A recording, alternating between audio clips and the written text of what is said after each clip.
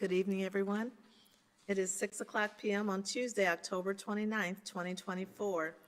I'd like to call the meeting of the Peoria City Council to order. This is a special meeting concerning the budget.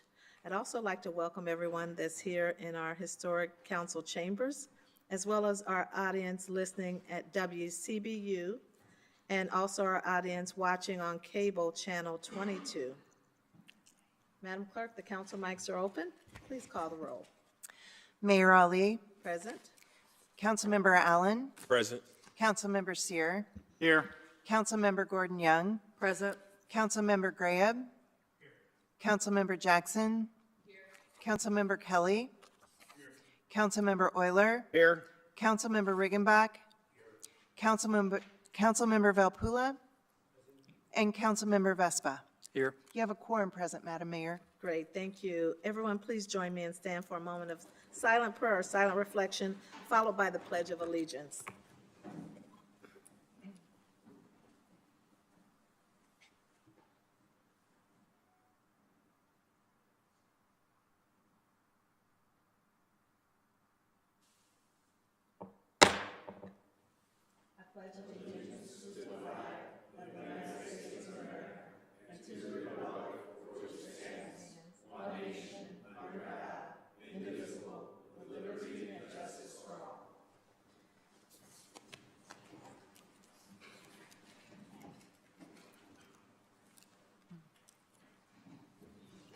Madam Clerk?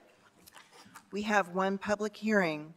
24-318 is a truth and taxation hearing regarding the 2024 property tax levy to be held at City Hall, 419 Fulton Street, room 400. Thank you. I'd like to ask for a motion to open the public hearing. Moved by Councilman Sear, seconded by Councilman Valpula. Please cast your ballots.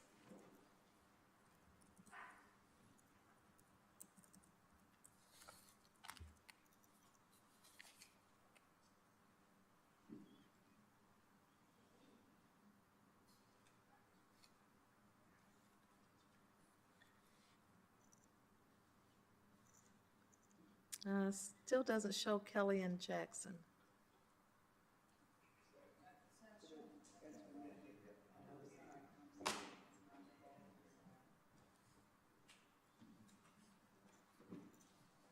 Motion passes unanimously. We're going to open the floor for anyone that would like to speak to the truth in taxation hearing regarding the 2024 property tax levy. And I do have a card from Otto. Is it Meeker? Otto, can you come forth? If I said that name wrong, please correct it. Thank you. That's okay. My name's Anita Meeker, Madam Mayor, Okay. City Council members. Thank you. I just wanted to take a moment tonight. Last Thursday, it was interesting. I opened my mail and I had a letter from my mortgage company, and it told me that in 2025, my escrow was going to be in the deficit to the tune of $3,497. And the letter stated this was due to increases of taxes and insurance. And then on Friday, I happened to see the public notice about tonight and the vote on the tax increase of 7.87% over last year. And as you might imagine, that was like a tipping point for me. I was pretty upset. And when I received the notice of the increase to my mortgage the day before, you know, as a taxpayer, as a homeowner, I had to take a look and say, hey, now where am I going to cut my budget to make up for this $3,500? I'm a single person, single income. I support myself. So I had to make some hard decisions. And how am I going to do that? And it's going to be to cut things I want to do, not things I have to do because I'm obligated to do those things. So I began to make some calls, do the research, make sure I understood what you were voting on tonight. And after speaking to several people, some of you in this room, they mentioned to me, oh, Anita, we have to do this because the assessed valuation on the homes has gone up. The thing that upsets me about that is unless I sell my home, that has no meaning to me today. I realize nothing from my house value increasing, and has it? Absolutely it has. And I'm pleased that Peoria is thriving and doing well, but the taxpayers just can't take another burden. The only way to feel that increase and take advantage of it is for us to sell our property, and I want to stay right here in Peoria. This is my home. My son actually asked me today, he said, Mom, are you going to sell your home and move? And I said, I don't want to move. I love Peoria. This is my home. Currently, my property tax alone without my house payment is already over $600 a month. And I live in a very modest home over by Keller School. It's nothing fancy, but I love my home. My Ameren rates have skyrocketed, as has many of my friends. Like, we are feeling the crunch and the burden. If we go out to eat in Peoria now and try to support our businesses, the food tax at a restaurant now is 12%. I can remember not too long ago it was 7%. I could go on and on. I know you guys have families, you have children and grandchildren that you're trying to support, so you are feeling the pinch too. And really tonight, I just came to say, I just implore that this council would take a look at their budget, see if there's any fat that they can trim, instead of asking the taxpayers of this city to continue to fill in gaps when money is needed. Higher taxes just cause a hardship on the hardworking people of Peoria, Illinois. So thank you for your time. I really appreciate it. You're welcome. Ms. Anita Meeker. Yes. You're welcome. Is there anyone else that would like to speak to the Truth in Taxation hearing regarding the 2024 property tax levy? And finally, is there anyone else that would like to speak to the Truth in Taxation hearing regarding the 2024 property tax levy? May I have a motion to close the public hearing? Moved by Councilman Kelly, seconded by Councilwoman Gordon Young. Please cast your ballots.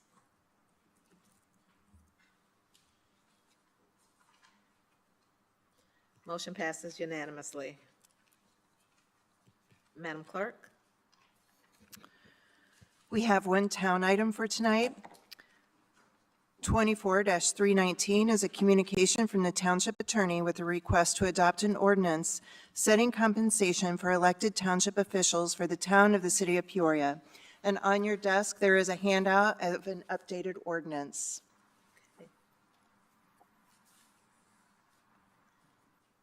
Okay, we have Attorney Regling Schaefer. Is that speaker working? Okay, great. Yes, thank you, Madam Chair, as we're here on the town side. Yes, both the Local Government Officer Compensation Act and the Township Code require the Township Board to pass the annual, well, four-year salaries of the township officials at least 180 days before those terms of office begin. So in front of you, in addition to my memo, is a revised ordinance that breaks down the proposed salaries for the Office of Township Supervisor, Assessor, Clerk, Chair, and trustees, and then also the collector. The change that you have in front of you is a revision of the collector's salary down to 0 for an annual salary. Now, that is a unique change, but between the intergovernmental agreement with Peoria County for collector services and that individual's dual role as the city treasurer, it's, you know, it's not that outlandish. I would say as well that the reason why we weren't able to do that, you may recall then Collector Morris seeking to reduce that salary, is that we were in the middle of his term. And so that's those same statutes I talked about do not allow for an increase or a decrease during those terms as they are actively running. So that's why this is the opportunity to address that longstanding concern, and that's the ordinance in front of you tonight. Thank you. Thank you. Questions for Attorney Regling Schaefer? Okay. Trustee Riggenbach? Thank you, Madam Mayor. I just wanted to thank the Supervisor's Office for putting this forward, and the Attorney's Office, excuse me, that I think it's important for the citizens to know that these are the same salaries, that they're being frozen. There's no increase in these salaries. So with that, I would move Yes. for the approval. Okay. Is there a second? Seconded by trustee Kelly.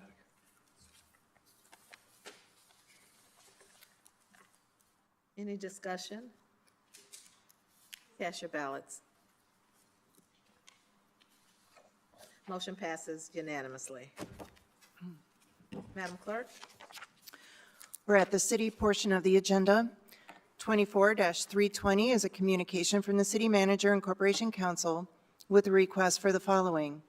A, adopt an ordinance setting the compensation for the offices of mayor, district council members, and at-large council members of the city of Peoria, Illinois. And B, adopt an ordinance setting the compensation for the offices of city clerk and treasurer of the city of Peoria, Illinois. Okay. Corporation Counsel. Thank you, Madam Mayor. I won't repeat what Attorney Bradley and Schaefer just said about the requirements, because I think we all know we have to do this 6 months before your term in office. The slight difference you'll see in this compared to what you see in the township office is we're making some proposals here that would delay an increase for our council members that will take office in 2025, so that the salaries attached to those offices will then become consistent with our at-large council members and our district council members in 2 years. We're also making some corrections to make sure we equalize the clerk and the treasurer's salary, and then you'll see that there is a 2% increase for them, as well as a delay in any increase for any other office. So with that, I'll be happy to answer any questions. Okay. So I just want to highlight in here that for the council salaries and the mayor's salaries, the previous 4 years, it was no increase at all. And this calls for 2 more years of no increase, so six years of no increase, yet aligning any increase between the council and the district to get at the same time, basically bringing those together, the mayor's salary, the district, and the at-large all together with the same timing. Is that correct, Counselor? Yes. Okay, thank you. Councilmember Kelly? Thank you, Madam Mayor. Just for clarity, Madam Mayor, what you just said, I thought maybe was a little short. I think that it's been more than, I don't know when the salaries hit where they are now, but I think it was more than 4 years ago. There's some history that is included on page 6. Nope, that's not it. Let's see.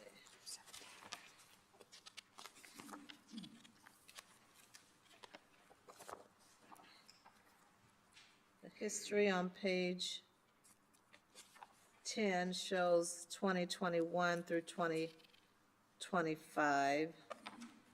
That's when it remained the same. And then on page 12 shows the history from 2017 through 2020. Counselor, did you want to comment? Madam Mayor, I just wanted to supplement that. I believe that salary for the at-large councilpersons was actually set in 2015, and so that figure has largely been the same since 2015. Yeah, thank you. That was my understanding as well. So it's been a while. Yes, Thank you, Madam Mayor. you're very welcome. Councilmember Euler? Thank you, Madam Chairwoman. Looking at this table on the page 12 here, it's proposing 2% increases in 27 and 28 for the mayor and the council. Am I understanding that correctly?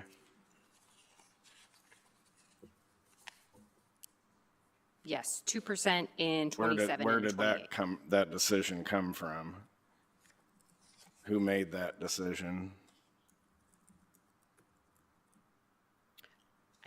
I wasn't part of those discussions, so I apologize that I don't have the best information with you. It would not be abnormal, though, if you look around at other compensation ordinances to see an increase set somewhat consistent with what a COLA would be. So that number doesn't necessarily jump out to me as being abnormal. I apologize, I just don't have the backstory of how they actually landed on that 2%. Well, I'm not objecting to the fact of whether or not it's normal or abnormal, but we've had a pretty long-standing position since I've been here that we have not changed it, and so I would object to any increases for the mayor or the council in these future years. And so if the motion is to approve this as outlined, I would be a no. Okay.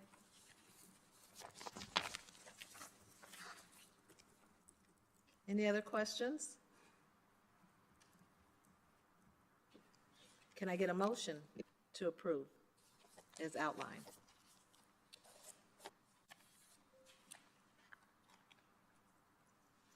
Oh, moved by Councilmember Allen, seconded by Councilmember Gordon Young. Further discussion, Councilmember Graham? Yes, I have for a long time felt that we need to ensure that we have some compensation for people serving our city, because I do not believe in the concept of noblesse oblige, that only the people who are well-heeled should be able to serve in these offices. And I mean that sincerely.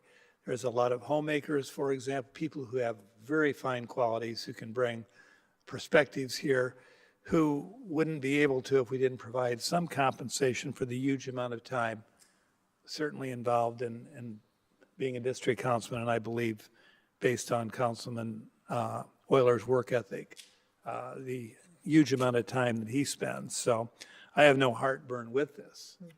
And so, I'm willing to support it, although I know that it tends to be radioactive, but it's not an extravagant increase. 2% is hardly keeping up with the cost of living. Thank you. Councilmember Allen? Thank you, Madam Mayor, and I concur with my colleague from the 2nd District. I think it's important that we are reflecting the times. Cost of living has increased, and then also, too, I think ensuring that those who want to be a part of this space have the ability to. Again, contrary to belief, no one is getting rich being on the city council. I will say that, but we are fulfilled with the joy of serving our constituents. But I think, again, offering a compensation that is attractive to ensure that we have the diverse of talent, skills, experiences, reflecting the constituents of the city of Peoria. Thank you, Madam Mayor. Yes, you're very welcome. Seeing no more discussion, please cast your ballots.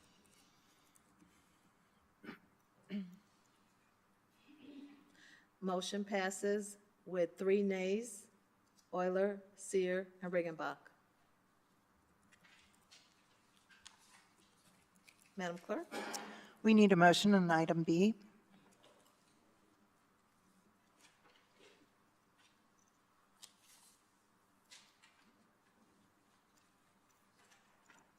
We need a motion on item B, please. Okay.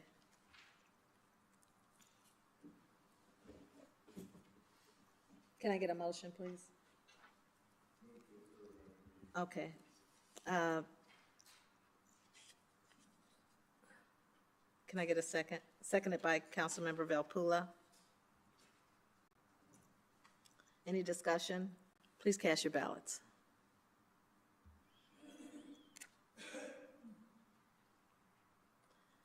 Motion passes with 2 nays, Riggenbach and Seer.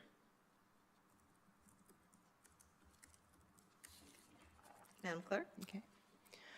24-302 is a communication from the City Manager and Finance Director Comptroller with a request to hold a discussion on the 2025 revised budget. And on your desk, there should be a handout of report backs from the last meeting. Okay. Mr. Manager? Thank you, Madam Mayor. We do have some report backs that we'd like to walk through. And then at the end of the report backs, we do have the budget motions that were put together and requested by council members over the course of the last week. So the first report back, Councilman Seer had asked for a map that showed the CSO area as well as the council districts. So that's laid out for you. The dark green area towards the southern half of the city is the combined sewer part of the city. The second report back was the corrected CIP by district, so that's included in the packet as well. The third report back pertains to the SEPTED program, the clearing of lots, and kind of a status report. And maybe if I could ask Director Doolin to just come forward and just give a quick update on where those lots have occurred, where the lot clearing has taken place, and where we have left to do, just to give you a quick update on that. And then we'll move on to the next report back. Thank you, Manager. Thank you, Mayor. Thank you, Council. Outlined in the report shows kind of where the Public Works Department and Community Development have worked to clear some of those lots.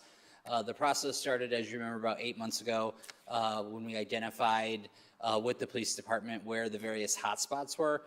There's one down on the south end, one in the North Valley, one in the East Bluff, one in the Center Bluff, and then one over in the West Bluff area based on the property crime data that existed in those areas.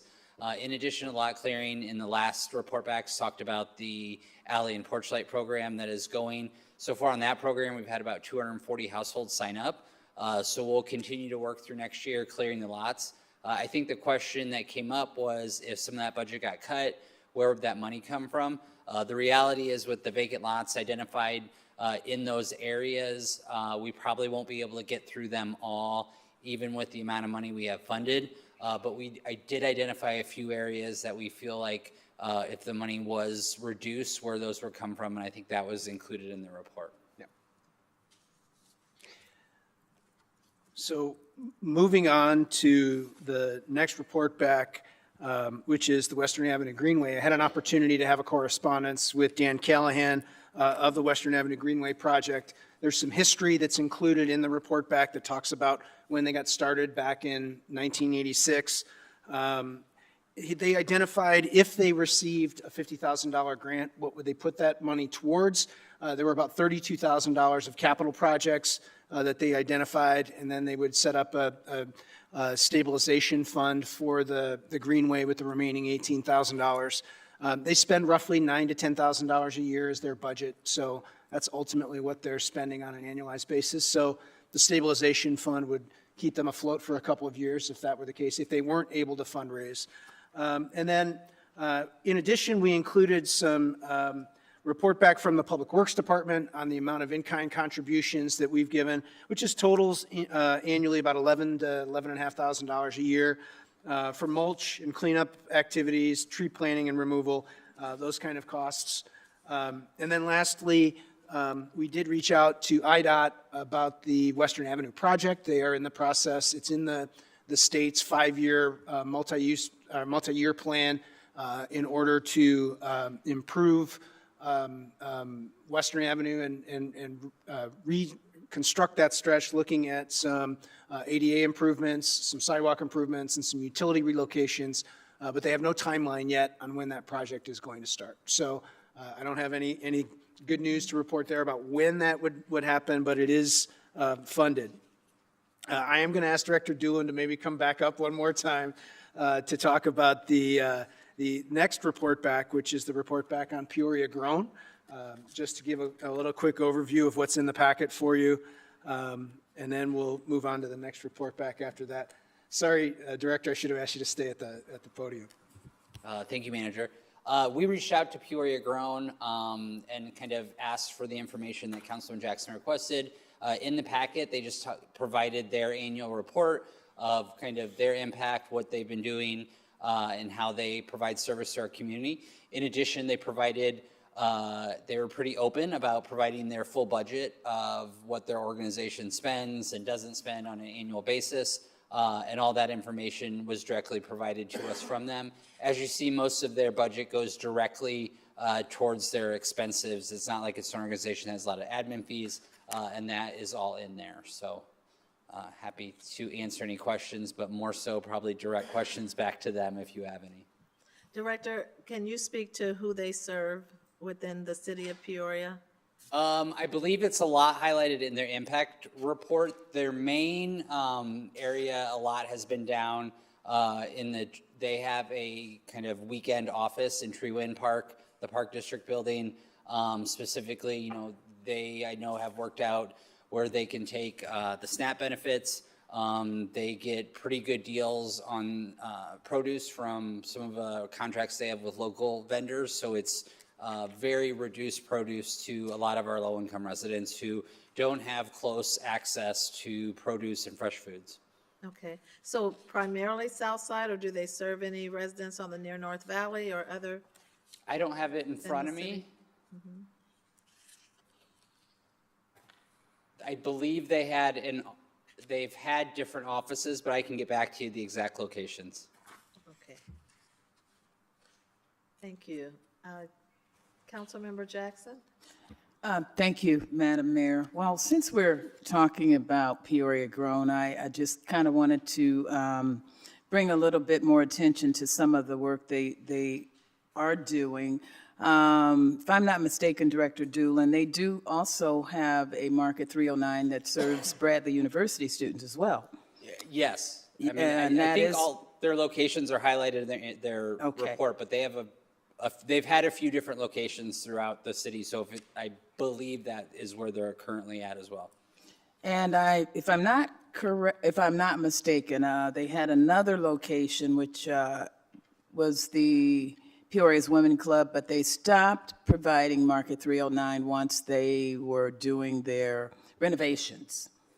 And one of the challenges Market 309 has faced most recently in recent years, they had to cut back on the hours because they sell out. Madam Mayor, they open up at 11:30, and within 20 minutes, they're sold out of all of the fresh fruit and produce that they are providing through Hy-Vee because people come through so fast. And so as a result of that, they have had to cut back on the numbers of people that have been coming. There were lots of people that would come after church, but they decided, what's the point? Because if they're sold out within 20 minutes, they're usually sold out by noon. And it really was useless for them to continue. So they've had to cut back in their capacity because folks have stopped coming. And as a result, they haven't been able to grow. They were dealing with a big funding shortfall recently that they were wondering whether or not the market would be able to continue. So, I think this report pretty much sums up how much inflation, food insecurities has become a big problem and will continue to be because they are serving as you can see in the handout, they're committed to serving 61605, but they've had people come to the market that do not reside in 61605. In fact, they've had several people come down to the market from 61603, 61604, and on some of the occasions I've had to go to the market, they've also had folks from other counties, and they've had folks from West Peoria. So they're a little, they're hindered in their efforts to provide enough food because they've been able to get grants, but some of the grants have been earmarked for equipment and not food. And their goal had been to have the market open 3, maybe 4 days a week at different locations, but because of their lack of ability to purchase enough fresh fruits and vegetables, they're not able to do it, and they've had to cut back to just being open once a month. So this is a problem that has been going on for a while. And they talk to the residents that come to the market about what kinds of foods they'd like. And this is how they've been able to get fresh produce and fruits and vegetables. They've also hired a dietitian that had part-time. And so as a result of that, they've been able to gather data and have found out from talking to the residents that people are becoming a lot healthier. A lot of the folks that attend the market are families with children, and these are low-income families. And so their overall goal had been to create sort of a wellness hub. And they've taken a multifaceted approach with regards to food insecurities, because the mindset is if you feed people, you have healthy families. Healthy families will create stronger communities, and at some point, stronger communities could mean a stronger workforce. And so this is why Market 309 has been so essential. And I think with this kind of money, this would help at least shore up some of their efforts in the short run until they're able to do fundraising, maybe apply with United Way, but they would like to be able to get in a position to build their capacity. And they're just not able to do it because a lot of the funding resources that they have gotten have been earmarked for things outside of food. So I think this is money that would be well spent. And if you would Google it, a lot of national studies have shown that a lot of times crime, if people are poor, that often can result in higher crimes. And so, if we don't address those basic needs of food insecurities, housing, then I think we're just doing our community an injustice. This is something that we hope will be around well into redevelopment phases. And so I think Market 309 has done a phenomenal job, and I would hate to see it close because they've spent a lot of time building trust and collecting data from residents throughout the community. So. Okay, I know you haven't announced any dollar amount on this, but you obviously have a motion coming, but let the manager go through all the report backs, and then we'll come back to whatever motions are going to be presented. Thank you. Mr. Manager? Thank you, Madam Mayor. All right, I did have Councilmember Riggenbach. I can wait until the motion comes forward. Thank you. You're welcome. Mr. Manager? Thank you, Madam Mayor. The next report back is from the Economic Development Department. I'd like to ask our Assistant City Manager, Kimberly Richardson, to come up and just outline what's in the report back pertaining to different economic development programs that we've researched and want to come back to you with. Thank you, Manager, Council, Mayor.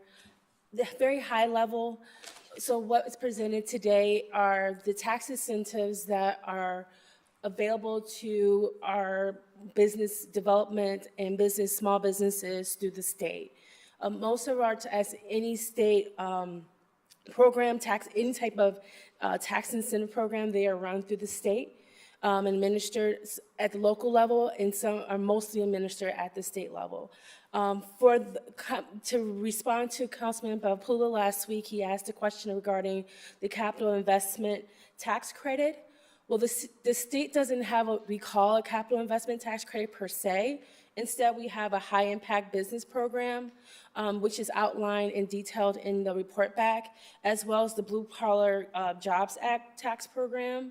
The states that do have a capital investment credit is usually are in Florida, Texas, I believe, Colorado, if I'm not mistaken. There's a couple, but for most part, that particular program is blended into other type of capital investment opportunities. But I also want to just highlight a few other tax incentives, just for the public to know, since I'm in front of the council. We have a number of programs that I think are important for our businesses, especially locally, should be aware of. And, we have the enterprise zone, which we administer at the local level. That allows for small businesses who are looking to do any type of capital improvement that's for a fixed construction within their business. If they're in an enterprise zone, they can apply for an application through the Economic Development Department, and for that, they are able to get the sales tax that is attributable to that material exempted.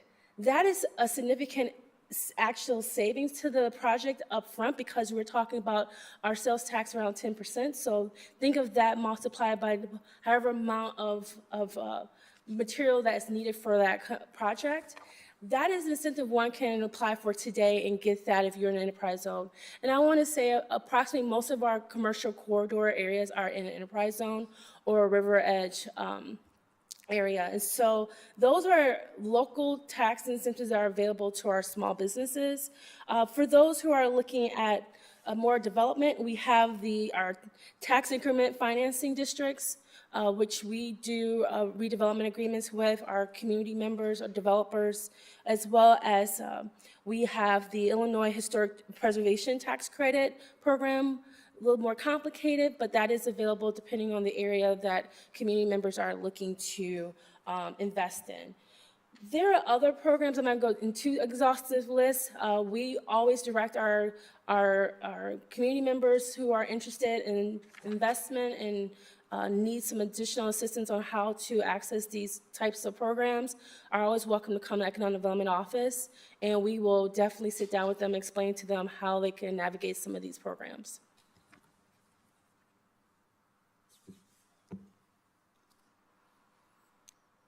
Mr. Manager. Thank you, Mayor. I'm sorry. Councilmember Velpula. Thank you, Madam Mayor. I really like the comprehensive report that you have provided and the number of opportunities that the new businesses that can avail in Peoria.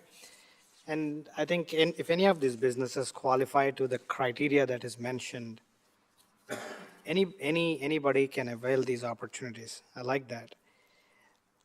I have couple questions. So as usual, the first question is, majority of the things that are reported here are from the state of Illinois. And I had a very brief discussion with the city manager, and he said we actually actively doing that historic preservation tax credit program as well as the Illinois opportunity zones. So my question is, so since we have so many of these opportunities, do you think we can tailor it to any of these local businesses? I know there is no crystal ball for that, but what are your thoughts on that? Actually, it's interesting that you say that. I think spurred from our conversation that we had last week with Counsel and also with additional discussions with just community members, awareness of these programs is the first thing. And so we in the Economic Development Department are looking to tell our story a little bit more effectively to the everyday person who may not be a developer or are used to these types of programs and how to navigate them. Because most of the time when we're talking to someone, they already know what their project is, they're working through that, they're looking for gap financing and coming to the city. There are a number of community members that we recognize just through our granting programs that have no clue. And when we talk about enterprise zone, we're talking over their heads. They don't know what these terminology mean. So what we are working through is creating more understandable language documents that can direct people to how to facilitate those conversations with us. But more importantly, that they can share out and that you all are able to help and assist in sharing out so that it's even digestible for you. You don't have to be in this space every day to know what we're talking about. And honestly, that's the best way of getting the educational piece out is talking to people, meeting those businesses where they're at. But in addition to that is working with our community partnerships that we have with our local minority businesses, small businesses center, the chamber, distillery labs. I can keep going on, and just making sure we're making our materials available to them as well so that they have that ready for those individuals who may not yet know how to navigate the city's processes. Thank you. I have one more small it's more like a clarification question. So since all the grant funding will be sunsetted because we don't have more money going forward, what are your thoughts on low-interest loans, as mentioned in the DCEO website, small businesses loans or micro loans? I know we stopped it a while back, but do you have any thoughts of reinstating that? Actually, yes. And how do we do it? How do we administer it? That's the piece that we're looking for. So we have currently our EDA loan program. We have two loan programs, but one loan program, excuse me. We would need to rewrite the program guidelines and get it submitted to EDA for us to make it more of a micro loan program, because right now it really is not the way that the program language is written and approved by the EDA. It's really for more development and businesses that are employ more than 100 employees. And so we would have to rewrite that program and get their approval, but then we have to say who's going to help us administer it. We used to administer it in-house. We had a staff person as part of their job do that. That skill set is rare, and it's not always reliable, so we will need to find that individual to help us underwrite the loans, because it's really a loan underwriting is not something that we have in-house at this present moment to be able to do. So what do you think would be the ETA for that to come and kick in? I would have to come back to you with that answer, because I have been working on this for a year. Okay. And we still don't have that resolution of how or who can do that. I've inquired and looked to see if we can bring someone on and do that work. And that at this time, we're still having that difficulty. And the market at the time just didn't bear that interest. So because of the interest rates, it wasn't very competitive for anyone. So we need to rewrite our program first and then come back with a ETA for you. Thank you. Thank you, Madam Mayor. You're welcome. Mr. Manager? I'm going to ask our Assistant City Manager to stay right there and talk about the next report back, which is simply kind of a report back of the firms that took advantage of our technology grant program. Sure. Just a quick list overview of the businesses that participated in the technology grant. This program sunsetted this month. We have, I would say, been very pleased with the reception that we received. In fact, we have a number of those entities currently in their R&D phase, which is research and development phase of their product. What we are getting back from them is a report. So at the end of their time, or the way that we do this is because these are small, most of them are startup, not all of them. We are asking them to give us a report back. And so as we give them their second half of their fund, they're able to give us some feedback about how this grant is being used, how is it useful, what could we do better, do we need to add something in addition to just funding to help support them, because this is a very much niche industry. This is not going to be supporting all of the different industries within the city. And so far we've had success in participation. And as I said last week, we had individuals who actually relocated or located in the city of Peoria, where they were in the surrounding communities, to be able to take part in this grant participation. And just so you know, if you relocated into Peoria, you have to maintain your business within Peoria for a period of time. So you just can't come in, get the grant, and then a year later you're gone. You have to actually show a long-term lease so we can show that you are really committed to staying and growing your business here.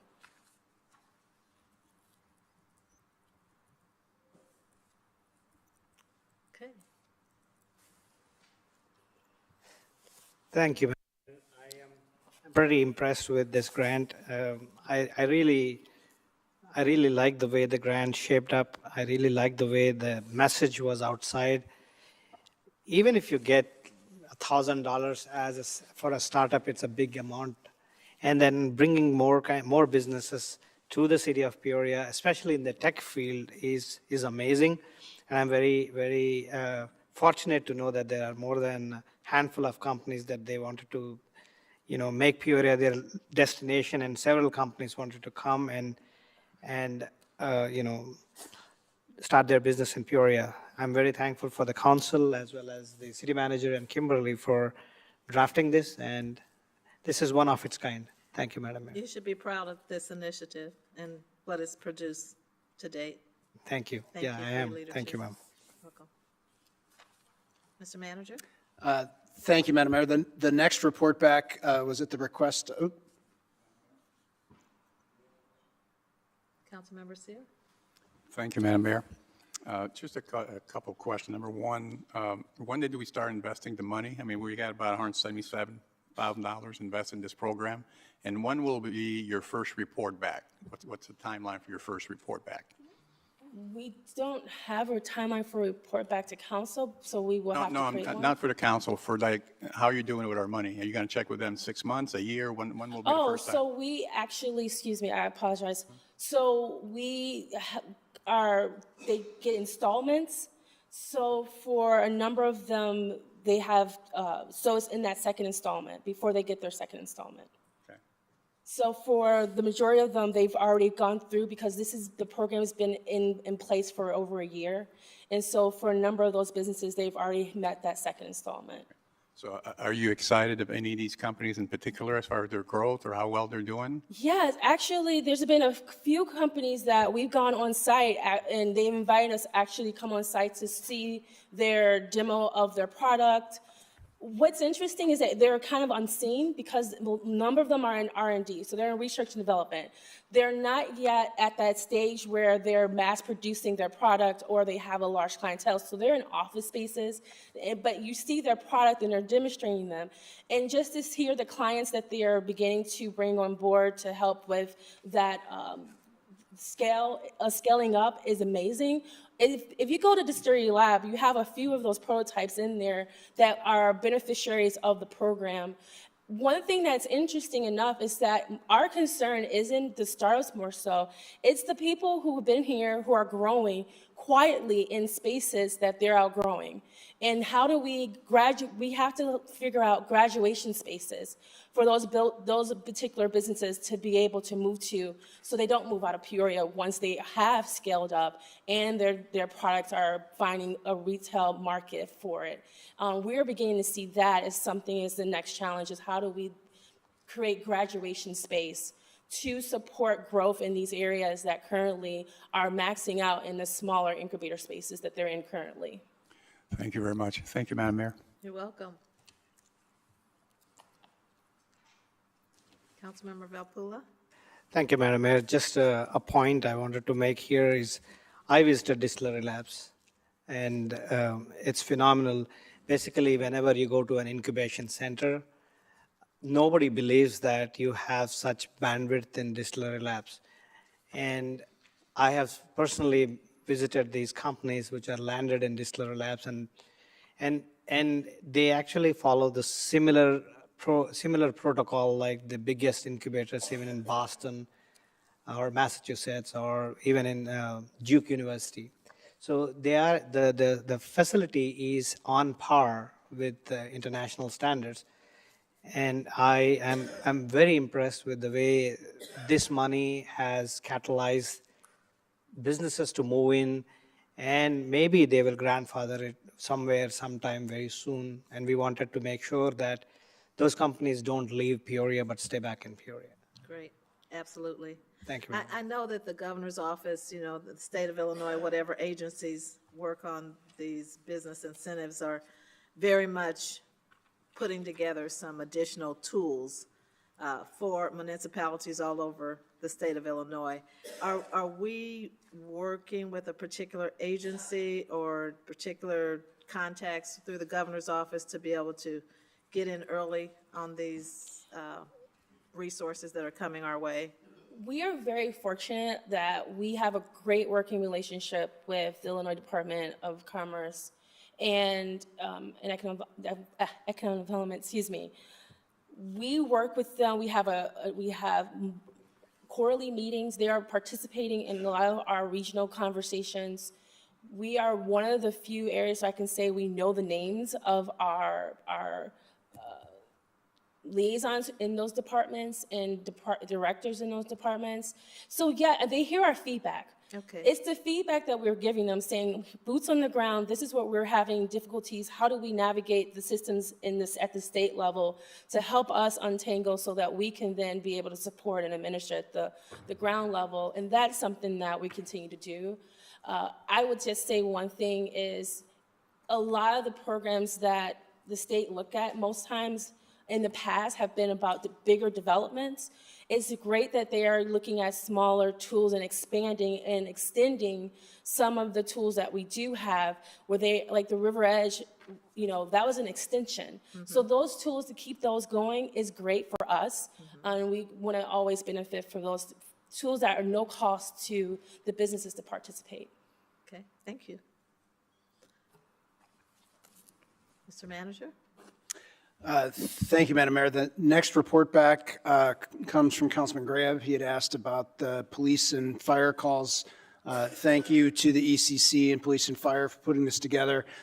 Since 2023, we've seen over 70 calls for service at various encampment locations, and I think that we wanted to identify the specifics of that, and you have that information here in the report back for you. So. Moving on to the next report back, which is the cascade of HRA taxes. I'm going to turn the floor over to our finance director, who will actually then walk into the budget motions as well. So I'll turn it over to Director Craddy. Thank you, Mr. Manager. The HRA report back in your packet, from top to bottom, you look at the revenues that we are anticipated to collect next year on the amusement, hotel, and restaurant side. On the uses side or the expense side, this is in cascade order per the HRA agreement that we have in place now. So the top of the priority heap is going to be the debt service the city is maintaining for the Civic Center, all the way down to the final priority of any remaining HRA dollars at the end of the cascade go to the Civic Center for financial support. Just a reminder to council, we do have a floor in that agreement at $1.2 million. Based off of the collection numbers of where this lies, we're looking at about 2.4 million, almost 2.5 million next year in terms of what that share would be with the Civic Center, and that's per that agreement. And then is there any questions on that one before I move into the motions? Councilmember Seer? Thank you, Madam Mayor. I'm not sure I have any question, but I definitely want to make a comment. HRA is one of these revenue that I believe will increase at least for a couple more years, because if you look at these numbers, 60% of the revenues from HRA comes from the restaurant tax, 60%. And at the same time, I don't know if it's a common thing or not, but our debt service is also 60% of the money that we give or we spend. So I want to make sure people understand that next year, okay, the minimum wages in the state of Illinois are going up, which means that restaurant will probably have to increase their prices again next year, which means that our revenue should go up. I truly believe that, which means that we need to support our restaurant, our local restaurant, as best as we can. We all know the prices are going up. We all have seen closings. A lot of closings in Peoria restaurant. A lot of restaurants closed because some just cannot afford where the minimum wages are going. And also, I just want to give a kudos to our restaurant. And that's why we need to support them in Peoria. Okay, COVID-19 was shut down the city, shut down the state, shut down the country. And restaurant came back ASAP as soon as they could.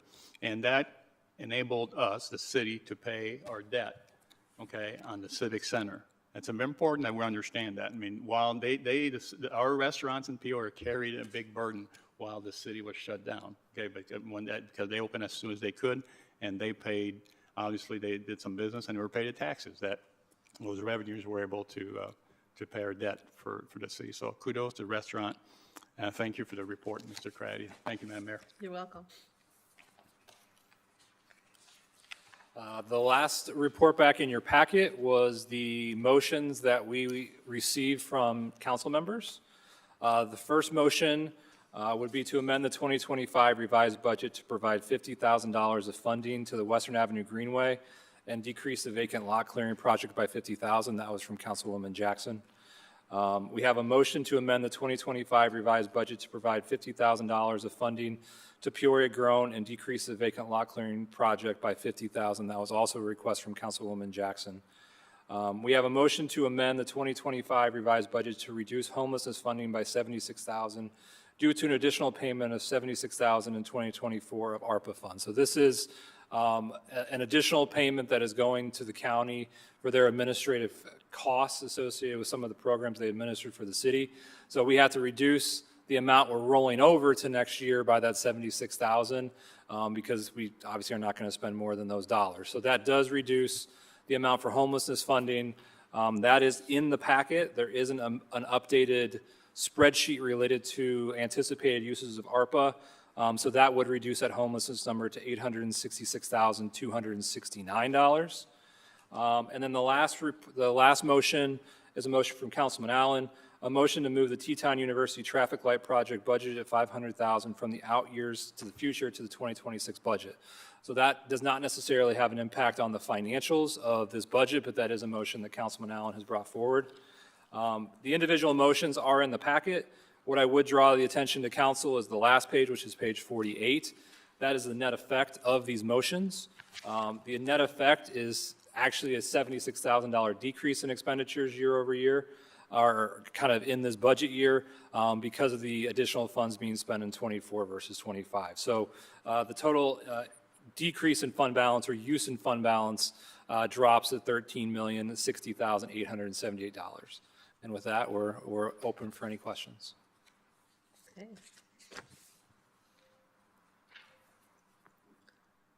Councilmember Allen. Thank you, Madam Mayor. I just wanted to provide some context to the recommended budget amendment for 2026. When I was first elected several years ago, there were some concerns raised about speeding and traffic and pedestrian safety along University past Richwoods High School at the corner of Teton. And so our traffic engineering department within Public Works did a traffic study and justified that that space was eligible for a traffic light. Unfortunately, we haven't had to have much action on that the last several years. And so in order to address this issue, I thought it was important to move it up from the outer years of CIP to a little bit more of a relevant time to address this very busy part of our district, or of our city, excuse me. One side of Teton is District 4 and the other side is District 5, but we all know that many cars travel down University each and every day, so this will be a public safety improvement for all. Thank you.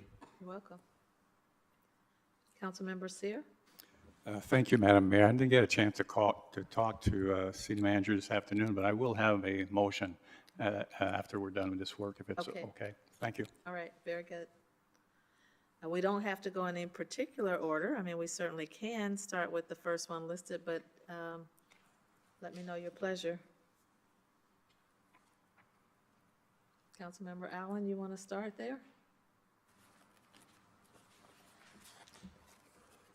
I would like to make a motion to move the Teton University traffic light project budgeted at $500,000 from the outer years / future to the 2026 budget.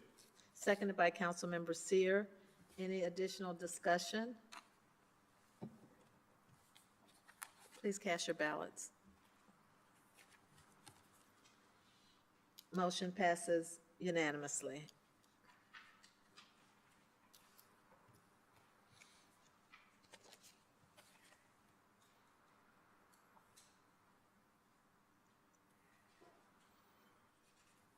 The motion on the, Mr. Manager, the motion on the reducing the homelessness fund didn't come from anybody in particular other than staff, right? This came from, as we finalized the audit work, as Director Craddy said, with the county over the Cure Violence program, there was $76,000 that needed to be paid to them that we didn't anticipate. So this will close all of that out. It's a payment for that.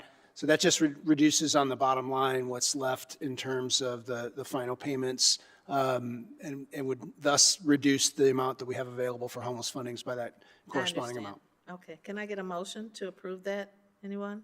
Moved by Councilmember Greb, seconded by Councilmember Jackson. Any discussion there? Councilmember Euler? Thank you, Madam Chairwoman. Mr. Manager, do you know offhand where this leaves us in terms of total dollars for the homelessness issue and So how for that compares to what we feel that we need in 2025? So this will leave us with $866,000 of funds available for discussion with the community about what we can do to address encampments going forward. This is a start. Obviously, it's not going to be the end all. I mean, for example, the Haven, which is a low barrier shelter that's operated in the North Valley, costs about $400,000 a year to operate, serves 15 people at max in capacity when they're in. Now, that may not be 15 people over the entire year as people come and go, but ultimately that's the number of beds that are available. So what we need, though, is more space, right? And so that's what we're really trying to do with this, is have some dollars that we can come back to council with a plan once we've had this engagement and say, here's where we think that we can go with addressing these issues in the next year. So do you anticipate amending the budget later once we have that discussion and additional dollars for? So I think what we would do, this would basically set aside $866,000 towards that. Whatever we end up doing, we'd come back to you for approval with. If there's a need for more, then we would have to look at that and have a conversation with you about, do we want to use reserves to come back and pay for that at that time? And what day are we having that discussion? So I think what we'd like to do on the 17th. is on the 19th. I think 19th, okay, it would be that we have the discussion about the anti-camping ordinance and bringing that back and having that a special meeting with council that evening to just talk about that item. Okay, thank you. You're welcome. Councilmember Jackson? Thank you, Madam Mayor. I don't know if my colleagues had an opportunity to look through the information, but I just kind of wanted to provide some context for my motion, two motions. And Mayor, I remember 3 years ago. Okay, hold on just a minute, Councilwoman. I think we have a motion on the reducing the homeless funding by 76, but we'll come to you next. Okay? So we do have a motion on the floor and a second for the item to amend the 2025 revised budget to reduce homelessness funding by $76,000 due to an additional payment of $76,000 in 2024 of ARPA funds that will go to the Health Department. Please cast your ballots. Motion passes unanimously.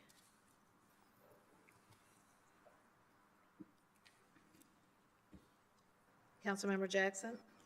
Thank you, Madam Mayor. As I was saying, I just kind of wanted to provide some context for my motion, two motions.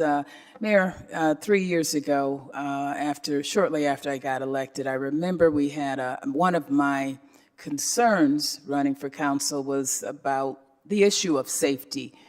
We had so many areas in and around my neighborhood, South Side, and other areas where we had seen so many homes torn down, and it was just dark at night. And I reached out to you and the city staff about the alley lighting program, and we had discussion on Zoom with Ameren and several officials. And since that time, I'm happy to hear tonight from Director Doolin about the efforts that have been put forth by the city since that time.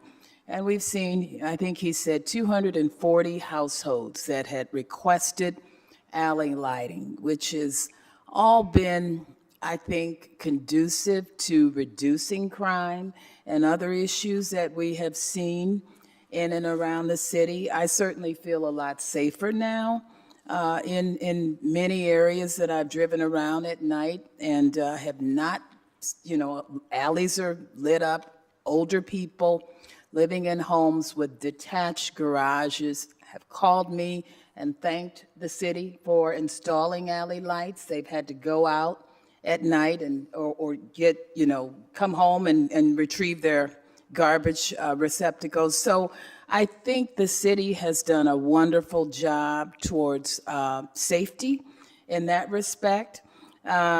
We've also seen in some areas, and I think the chief has been very good about sending out reports. Nationwide, crime has gone down.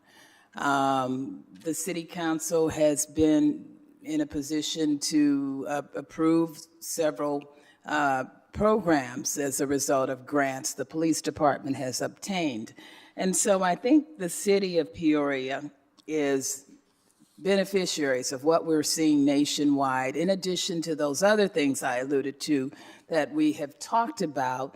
And I at least feel confident that crime will continue based on some of the things that changes we've seen in the police department with the improved technology, their ability to apprehend suspects, and et cetera, and et cetera. And anybody that has followed crime, you understand it's cyclical. It's fluid. It doesn't always stay in the same areas. And if you talk to folks in some of those areas in and around the Greenway area, the Arbor District, some of their comments has been, since we've seen the establishment of the Greenway, some of our neighborhoods are thriving. That's not to say that we don't have episodes where there might be peaks, but I feel very confident about it. I just believe that as a city, we need to, this is money that would be well spent. It would ensure the long-term viability of an area. The Greenway, which we've seen, which could have been blight, but 38 years ago, the group had the foresight to establish a Greenway. IDOT's coming along in a few, we hope sooner rather than later, with major road redevelopment projects. And so I think based on what they're doing and what's in the pipeline, this is money that would be well spent, at least until those folks on the Greenway are able to recruit younger people. They've done some fundraising activities, but right now they could use a financial boost to help sustain some of their efforts. A lot of what they're doing by themselves.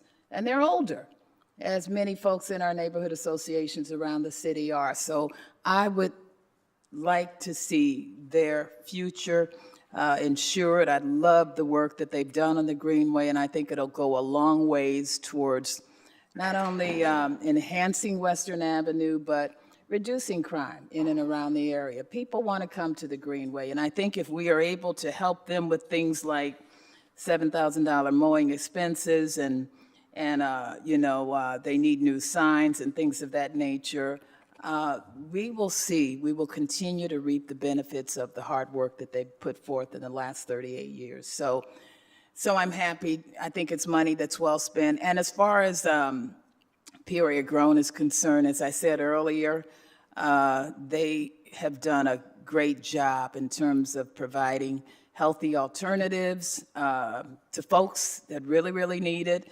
And if you would Google, there's studies all around that talk about when people are not able to have basic needs met, food, shelter, and clothing, crime tends to go up. So we've got to make sure that we're at least providing assistance to those who are most vulnerable in our communities. And I think what Peoria Grown has done for the last 7 years should continue. So with that, thank you.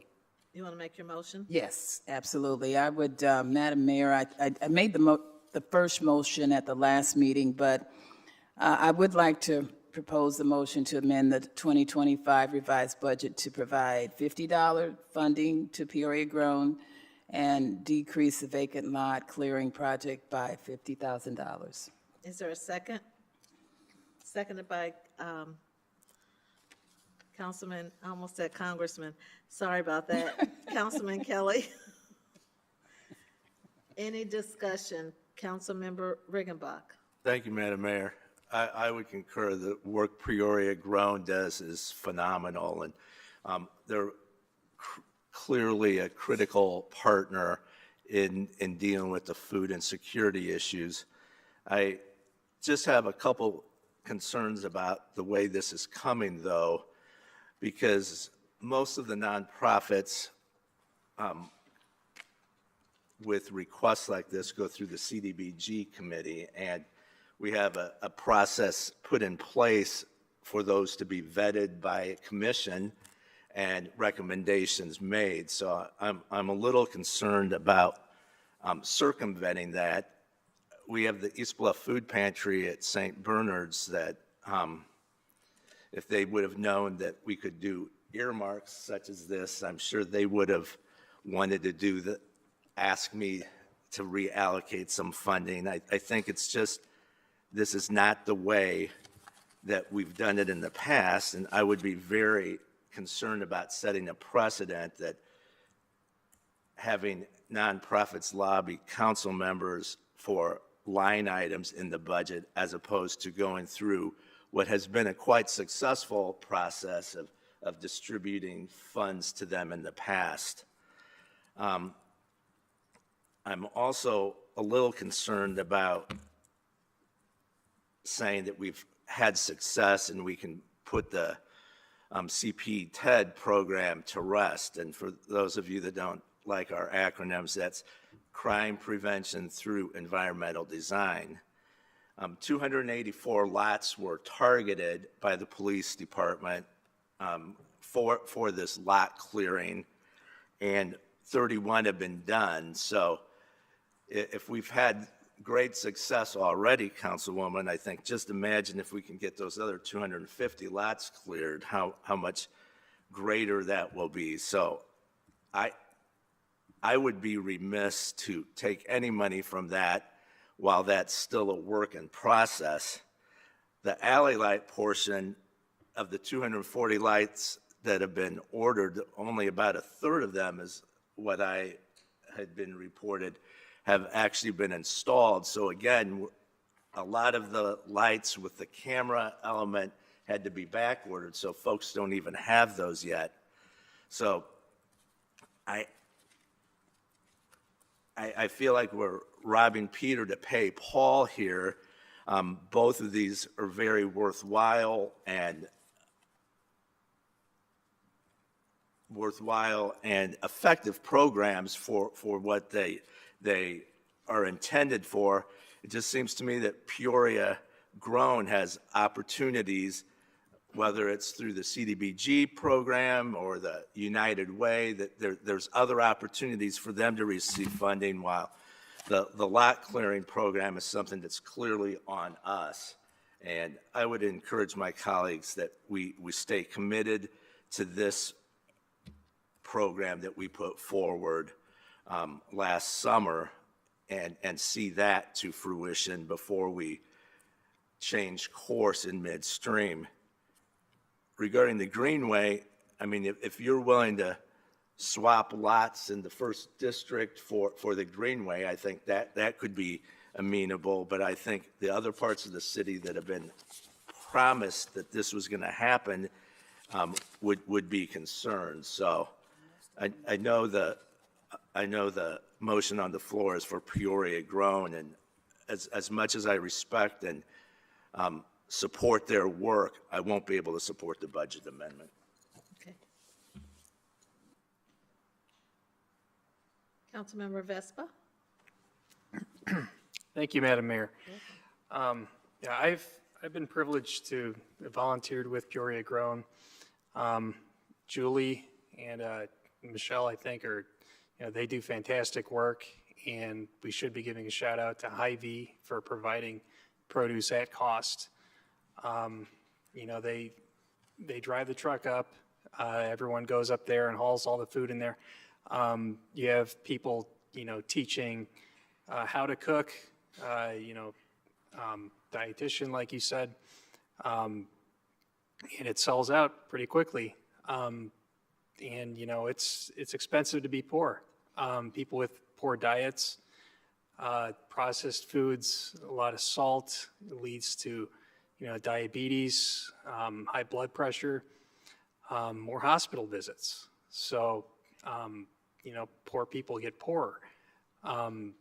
It does actually, I don't think it's, the solution to crime, but, it's a good thing to help improve the south side of Peoria where Peoria Grown mainly serves. And yeah, I think it's Bradley and I think Treewin. So yeah, I know that they've been frustrated through the block grant, commission. It's not really clear to me why they haven't gotten through yet. But I mean, I am confident that they're doing good work that's making a difference on the south side of Peoria.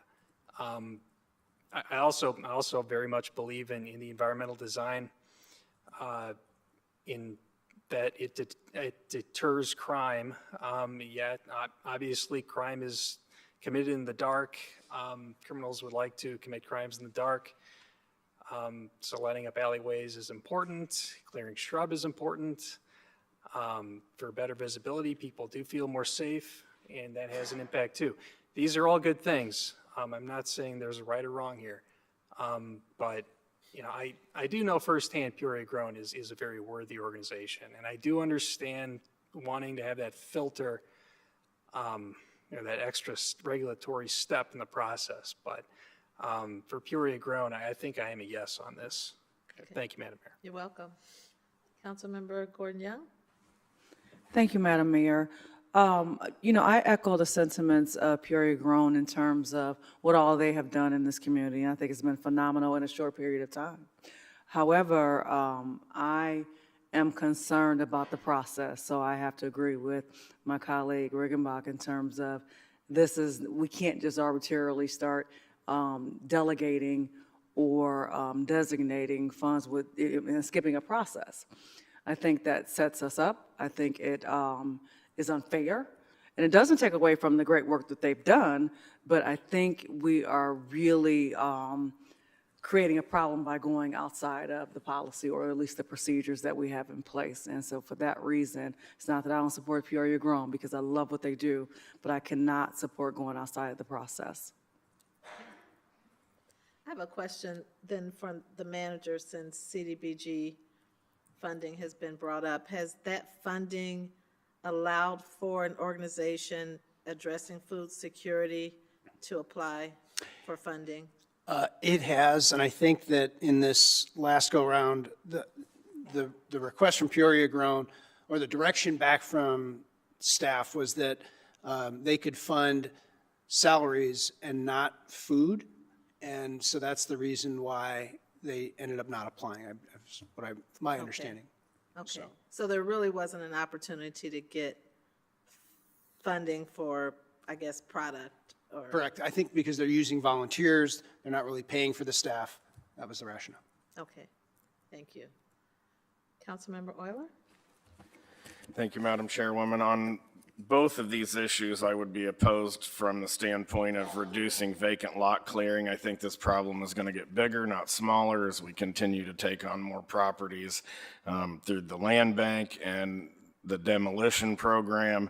And so I have an issue with that. I don't have so much of an issue about funding Peoria Grown, because I think that this is a much bigger issue even than this $50,000 that we're talking about. And I think that longer term, we're going to have to be talking about funding through the budget for this specific type of concept. So I'm not opposed to that. If the motion were to just fund Peoria Grown, I would be okay with that part. But any of them that reduce the community development money to address the challenges that we're having in the neighborhoods where I can see that we need more funding, not less, I can't support. Thank you. You're welcome. Did you want to speak again, Councilmember Jackson? I just wanted to clarify a comment that was made. Peoria Grown did not approach me, they did not, neither of the groups did.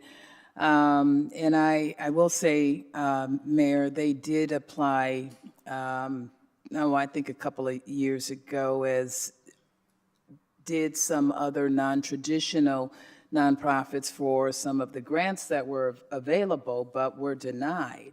So, there had been a time they went through the channels but were denied. And I think at that time they were had applied with the Park District as well. So I just want to make it clear that they did not approach me. I just think that there are certain things that we as a city need to address if we want to have healthy, vibrant communities.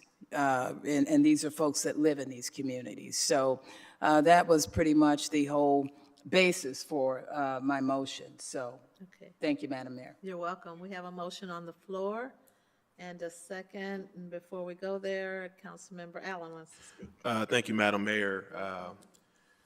This is definitely a tough one because Peoria Grown is so impactful.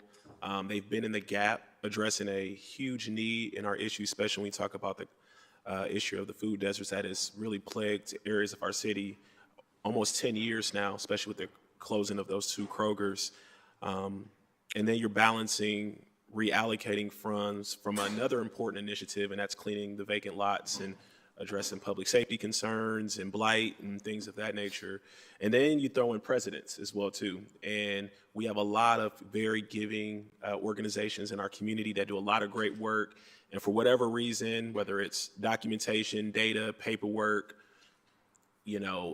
they just can't get the funding that they need, from public bodies. And so, and that's frustrating because we have so many that are in the trenches, doing the work. So on this particular matter though, and I'm a big process person as well too, but I do believe that Peoria Grown, just because they've been in the gap of this important issue for so long, I think they are warranted a fast pass on this one. I really do. I think they've proven themselves. They've been impactful, and so with that, I'll be supporting this tonight. Thank you. Okay. Please cast your ballots.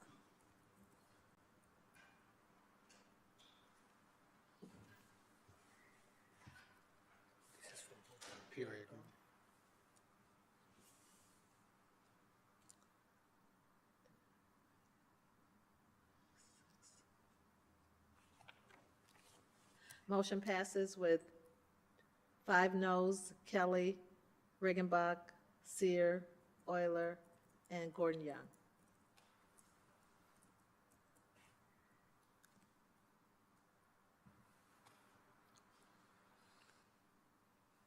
Councilmember Jackson. Thank you, Madam Mayor.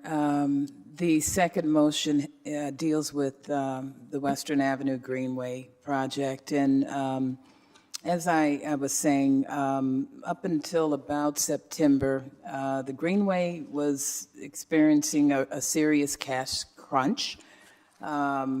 They have done a lot of the manual work themselves with the help of volunteers, and they have not had any capital improvements in their entire existence. And they were able to transform what could have been blight all throughout that portion of Western Avenue. And they have recently established a GoFundMe and are trying to raise money through other means. But as I was saying earlier, a lot of the members have gotten to be older, and they've reached out. They're in the recruitment phase, but they believe getting this younger generation, as many neighborhood associations around the city have seen, has been a challenge. Most of the folks involved in groups like this are older people. And I'm just of the mindset that we ought to find a way to help them preserve this beautiful green space on a major thoroughfare, in a vibrant thoroughfare with businesses. And I believe if we hope to attract more businesses in the future, we've got to find a way to, at least, if not on a regular basis, be able to help groups that are doing work to help beautify and enhance areas green space, particularly in some of our older neighborhoods. This is a major thoroughfare that takes people to and from the Peoria airport. And so I would just hate to see the hard work they have put forth suffer. So, as I said, they've never had any capital improvements. Some of their trails are wearing out. They are in need of new signage. They don't have an upgraded water system. And while they have partnered with Peoria Park District in the past, they have found out that when the Park District was doing a lot of their mowing, they said they were coming more often than needed, and the costs were actually much more expensive. So they have resorted to a private vendor. So I just think helping them with some of their operating expenses, at least until they are in a position to shore up their funds, would be beneficial, and not only help to enhance that neighborhood, but to help it to become continue to be a viable part along one of the city's major thoroughfares. Thank you. You want to make your motion? Madam Mayor, I would like to make a motion to amend the 2025 revised budget to provide $50,000 of the funding to the Western Avenue Greenway and decrease the vacant lot clearing project by $50,000. Is there a second? Seconded by Councilmember Graham. Any discussion? Councilmember Kelly? Thank you, Madam Mayor. Piggybacking on the discussion on the last item, first of all, I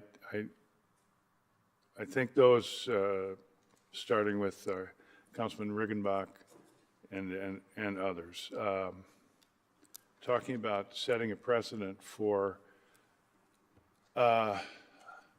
charitable operations of value in our city that are either in some cases all of a sudden or in some cases after many years short of money.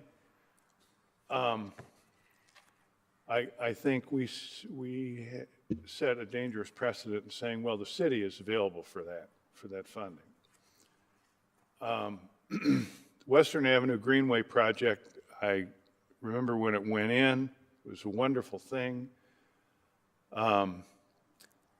It was a great improvement, and it was done by the people there.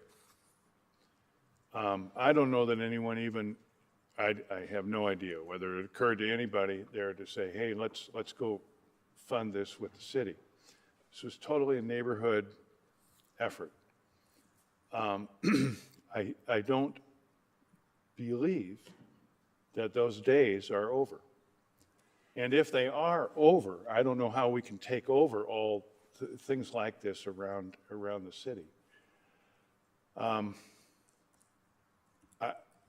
This is a wonderful asset, and it's a wonderful neighborhood. And it seems to me that the neighborhood should figure out a way to continue to maintain this asset. And both for that reason and for the reason that anybody who's in trouble comes to the city, that's probably a little extreme, but I will be opposing this. Thank you, Madam Mayor. You're welcome. Councilmember Vespa? Thank you, Madam Mayor. Yeah, I agree. I think this is a wonderful part of our city. I do take sort of a different stance, a different perspective on this because I don't see the nexus between this and public safety or public health like I did with Peoria Grown. I think that certainly helps public health quite a bit, and I think the vacant lot clearing helps public safety. This would be great for the neighborhood. I do think it would, but I do think vacant lot clearing is a little more important. I have to come down on that, so I'll be a no on this, but thank you. Thank you, Madam Mayor. You're welcome. Councilmember Gordon Young? Thank you, Madam Mayor. I just want to basically repeat the same sentiment from earlier. I think we are going down a slippery slope of, funding nonprofits. And I have a nonprofit, and I get it. I totally get it. And many times we're coming out of my pocket, or we're doing what we can, and, what we're, we got to be careful that we're not playing favoritism. We got to be careful that, we're not neglecting one, for another one, or this neighborhood for another neighborhood. I just think that it's and again, it doesn't mean that this isn't great work, or even deserving work, but I think that it is a very dangerous area. So when the next person comes up, and I know nobody asked on this occasion, but when people start asking, how do we handle that? And so again, particularly when we're talking about taking away from a project that is already in the works and definitely is needed, I cannot support this. And again, doesn't mean it's not great work, but I don't want to go down that pattern of supporting things that without a process to it. Thank you, Madam Mayor. You're welcome. Councilmember Graham? Well, I can remember when we had a discussion not too long ago about the Cancer Center coming online, and we had the 3rd District Councilman very correctly and rightfully asking for us to fix the road. And that wasn't exactly in the queue, in anybody's queue, yet we recognize the importance of the OSF as an employer, their cancer center, which houses the proton beam. We also have on Western Avenue, Bradley University, just a stone's throw away, which is a critical key employer. And we are really stretched to the point where it just can't continue the way it's going now. Yes, we do get heroic efforts on the part of the girls softball team recently helping with the clearing of that area, but it's unsustainable. And as my colleague said, this is a major corridor. It's near one of our top employers. Vacant lots, how many vacant lots are we not going to be able to clear, manager, because of this $50,000? 5, 6, where are they? Nobody has ownership on those. This is something we all have ownership. The number of vacant lots would probably, for combined, would be about 10 that we would not be able to do. I think it's been roughly about $10,000 a lot has been roughly what we've been spending. So that would be the impact of what we would see with the last vote and then this vote coming forward. So And some of those lots may also be in District 1. that's correct. Easy for me. Very, very simple. We need to help the Greenway project. They've been limping along for a long time. And if it goes under, guess what? The city's going to have to assume responsibility for it. Park district's unlikely to do much. A lot of organizations have tried to help, but it's just stretched to the point where we owe it to the people who have been working and who cannot continue to do this for a few amorphous lots somewhere. I just don't think that should take priority. And I agreed with my council colleague when we needed money for the street that was all torn up after the cancer center went in. And I think we should make an exception here. Dorothy Sinclair was an at-large council member and ran for mayor, one of the first females to ever run, said Pandora's box has been opened many times. So, but I don't think this is Pandora's box. No.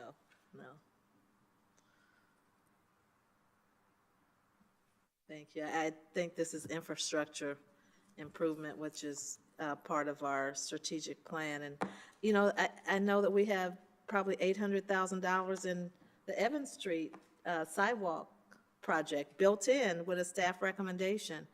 So I think that that's, this is a much smaller amount, with $50,000 in comparison to that. And I support both projects. I think they're part of the infrastructure. And again, Western is right by Bradley. It is a major thoroughfare, and I just think that this is a small boost to something that is going to provide, or could certainly provide, very positive amenity to that area. Did you want to say something additional? Just, Councilwoman Jackson? thank you, a last comment. You know, people say they're concerned about setting a precedent. I remember, I think it was a year or so ago, we had some grants available, and one common concern I heard from a lot of nonprofits was that, why do you always award to the same groups? These other groups, smaller groups, don't ever stand a chance, and I'm just concerned, and again, they did not approach me. My whole rationale for this was, you know, thinking we had additional funds when some of the money came back from the House of Hope situation. And so I'm not sure what we're going to tell people, all those other groups out there. And I'm not suggesting that we send a message that the city's got all this money. I just, I'm concerned about the message we're sending when to those other non-traditional nonprofits that need some assistance, whether it's an emergency boost or what. What's the message? You can't come to the city of Peoria for assistance, because chances are, if this particular nonprofit's applying, they're going to get it and not you. And so that's been the criticism in the past. And so while we're saying we don't want to set a precedent by helping in this one-time situation, we're also sending the message to folks that are smaller nonprofits that you don't stand a chance to get support from us. Thank you, Madam Mayor. You're welcome. Any other discussion? We have a motion on the floor in a second. Please cast your ballots.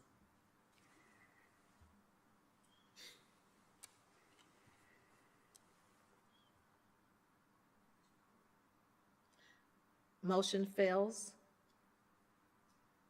with 5 yeas: Jackson, Graham, Ali, Allen, and Sear.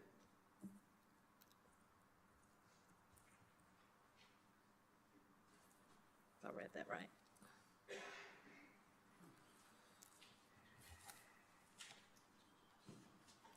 Okay, Councilmember Sear. Thank you, Madam Mayor. Welcome. My desire tonight is try to provide release to our taxpayer, to Mrs. Meeker that's here tonight, and 47,000 other homes we have right here in Peoria. So I'm going to start with a motion A and B, Madam Clerk, and see where the discussion goes. I move to keep property tax levy at the same dollar value as last year. That's A. B would be to pay for the $2.5 million that the city manager is asking for from the general fund. That way, we won't miss any payment for pension, for library, or for anything else. So this motion would be funded from the general fund. Thank you, Madam Mayor. You're welcome. That's 2 motions? One motion, A and B. Okay. Motion A and B voted on separately. What? Yeah, so we'll have to approve, obviously, item A and then item B. Okay, seconded by Councilmember Euler. And we are open for discussion. Councilmember Sear, you want to say more? Yes, ma'am. Okay. So I want to start by explaining a little bit about inflation. Okay, our federal government has printed money for years and years, and every time we print money, we devalue our dollar. And when we devalue our dollar, we create inflation. I think most people in the discussion would agree that is a correct statement. So we have a lot of inflation right now, okay, because we have printed a lot of money to the tune of $35 trillion, okay? So when we understand about inflation, okay, that inflation is really a tax on everybody. You know, I hear all kinds of comments around the horseshoe, about the most vulnerable, about people that are in fixed income, okay? And so they're the one being hurt the most, but everybody gets hit by inflation, everybody, okay? Example, and I put 5 or 6 examples, mortgage rates are up right now. Foreclosures and bankruptcies are up right now. Our own stormwater utility bill, that when I start sitting in this chair, you know, we used to get about $8 million in revenue. Now that revenue is up to $16 million. The reason I bring that up, obviously, because most of my phone calls and complaint in the Fifth District is about property taxes and stormwater utility fee. After that, talk about inflation. What else went up? All transportation and gasoline is up. Insurance is up. Utilities are up. Groceries are up. And the list goes on and on and on, okay? At this point, okay, the city of Peoria, okay, has never been in such a great financial position. We are, so to speak, flush with money right now.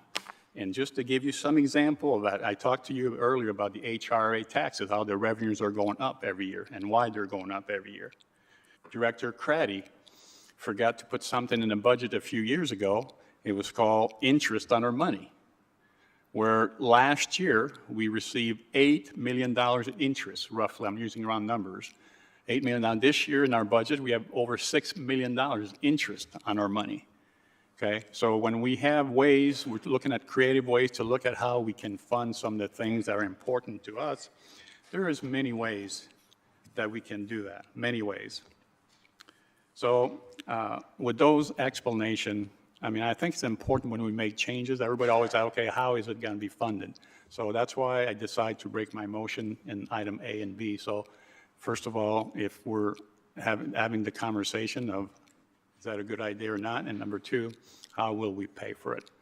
Madam Mayor, thank you very much for giving me the opportunity to open the discussion. Do you want to go ahead and proceed with your motion? I made the motion already, yeah. So you've already made. And but my motion's made. A and B. Yeah, right? I made both A and B, and Councilman Orlez, I believe, has supported both of them. Yeah, has seconded both of them. So the motions are on the floor. A and B is on the floor already. Now it's open to discussion. Don't we need to take one at a time? Yes, we need to take one at a time, yes. Okay. Okay. So I made my motion. I don't know if there's any discussion or not. I made the motion. Okay.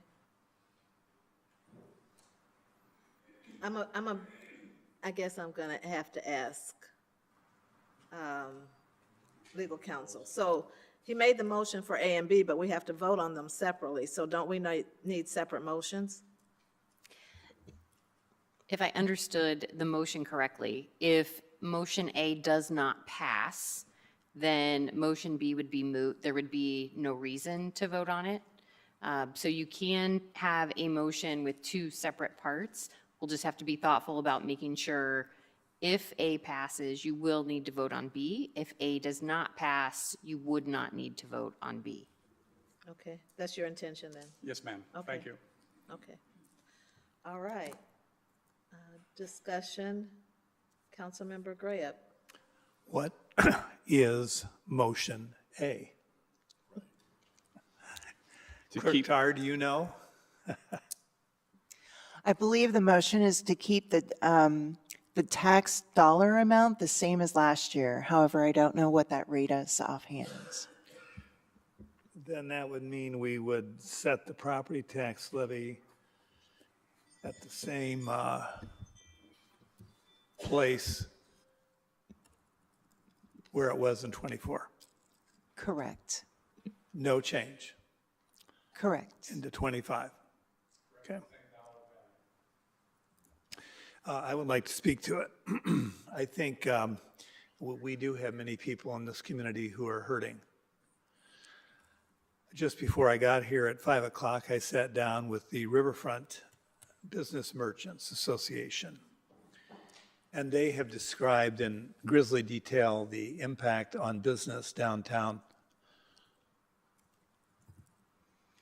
With the obscenity that we have right now of allowing encampments to continue to destroy the viability of our downtown. Bringing many comments from not only our own merchants, but our own people and people who come from out of town. To me, this is one way of compensating for our malignant neglect, which must stop. Imagine the people who are dependent upon some of our businesses that have been dramatically hurt by this. People who live in your districts, entrepreneurs who live in your district. They're hurting. And we heard that same story, did we not, Councilman Euler, at the Downtown Advisory Group, Downtown Development Group, in addition to the Riverfront Association Group. It's just as clear as can be. We're hurting. So if this is an attempt to help keep the tax bite down until we get away from our malignant neglect of our downtown and allowing unconscionable things to happen, then I'm going to support it. And what I like about it too is this city council needs to do more work, creative work, instead of relying entirely upon our administration to bring forth policy. After all, we are the chief policy-making body of the municipal corporation called the City of Peoria. That's not to say that we don't get involved in the administration as well, because we do. There's an overlap. But to rely entirely upon our administration to advance policy, we're not doing our job. So I appreciate you, Councilman Sear, doing what you're doing. Now, eventually, we'll probably pay for this. But this is the time when we need relief very badly for our entrepreneurs downtown and even other business people who have been impacted by this. So I will support it for that reason. Mr. Manager, I want to hear the impact of $2.5 million is a lot of money out of our budget, and the impact is certainly going to be felt, if not immediately, in the coming years. And I thought we were moving in a positive direction and setting ourselves up to be able to pay down pensions and perhaps sometime early in 2030s, after paying off some bonds that we have with the Civic Center, and that we might be in a position to issue bonds to pay down our pensions. So I want to know what impact this might have on being in a better position down the road, and what impact it could have on cutting services sooner or later. Thank you, Madam Mayor. In the budget book on page 51, we talk about the future considerations within the book, and we talk about the impact of public safety pension costs.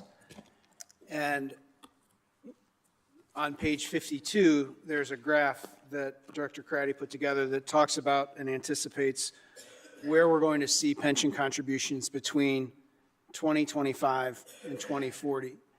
And today, in 2025, we're looking at $36.2 million of pension costs, and we anticipate by 2040 that number could be as high as $81.3 million. So that's the growth rate that we're on in terms of making these payments. Now, as I understand Councilman Sear's motion, what his Part B does is say that the general fund will make up the payment difference for all the funds in terms of the $2.5 million. The amount of the freeze of the property taxes is $2.5 million. So that means that we'll be reserves down this year. And in a couple of areas that we didn't anticipate, some of this is a cut to the library's levy. So that means we would be providing an additional contribution out of the general fund to the libraries in order to support their operations. It means that we would be putting money from the general fund towards FICA and IMRF, which we didn't anticipate. We did anticipate that there would be general fund transfers out for police and fire pensions because the cost is so great. Back on page 51, property taxes make up only half of where the contributions come from. There's about 28% that comes from personal property replacement tax, and then the other 21% comes from the general fund as other revenues. We're using that to pay public safety pensions. So if we're putting more in, that means that that general fund transfer is going to get bigger. But that also means in the out years, we have less money to support operations in the out years. And the plan that we put together was let's use the reserves that we have to spend down for that pension growth that we're seeing. And then at some point in time, we know that the debt service for the Civic Center is going to fall off. We'll be able to capture some of that for a period of time and use those dollars to pay pension costs. And then eventually we're going to get to a point where we can issue pension obligation bonds. And then, again, jumping back to page 52, try and take the top of the mountain off where the pension costs are going up so that we can kind of scoop that out and toss that out into the future to reduce our contribution costs over a longer period of time. Because these costs are so great and are growing so great. So if we have to take $2.5 million that we didn't anticipate out of the general fund, that means that the transfers out in 2025 go from $8.3 million to $10.8 million. Okay, and then that just accelerates how soon we will be back at a point where, and this, if you look at the chart on page 53, that's the 5-year projection that Director Craddy put together. And that's where those transfers out go to pay pension costs. And that's where those transfers out go to pay debt service costs that we have. And so if that accelerates, it means we have less money in the general fund to weather other storms and do other things. It's certainly a policy decision for council how you want to handle that. And that's something that is the purview of you as the city council to make that decision. But it will mean that point at which we are not in compliance with our fund balance policies from 2028 likely moves forward into 2027. And it'll be 2027, not 2026, but we'll be close to being right at fund balance policy in 2027. Okay. Thank you. Councilmember Riggenbach? Thank you, Madam Mayor. So if I'm understanding the motion correctly, you want to keep the levy the same, which results in a tax cut. And I think it's important that it's clear that the EAV increase of 7.3% is something that we should be celebrating. That's, as I was talking to a colleague today about the pension obligation and how in the world are we ever going to get out of it, and he said we have to grow our tax base. So here we are growing our tax base, and the first thing we're going to do is cut the tax rate. So if I have an obligation at home in my personal budget, I'm going to do everything I can to pay that down sooner than later. The interest and everything just compounds that, and let's not belittle the fact that we're paying $36.2 million this year for public safety pensions. So we are making the yeoman's effort to do that, but it just seems counterintuitive that we would take the opportunity to put another $2.5 million down through EAV growth, which is one of our goals and something that we're striving to see our EAV increase, and then squander that. So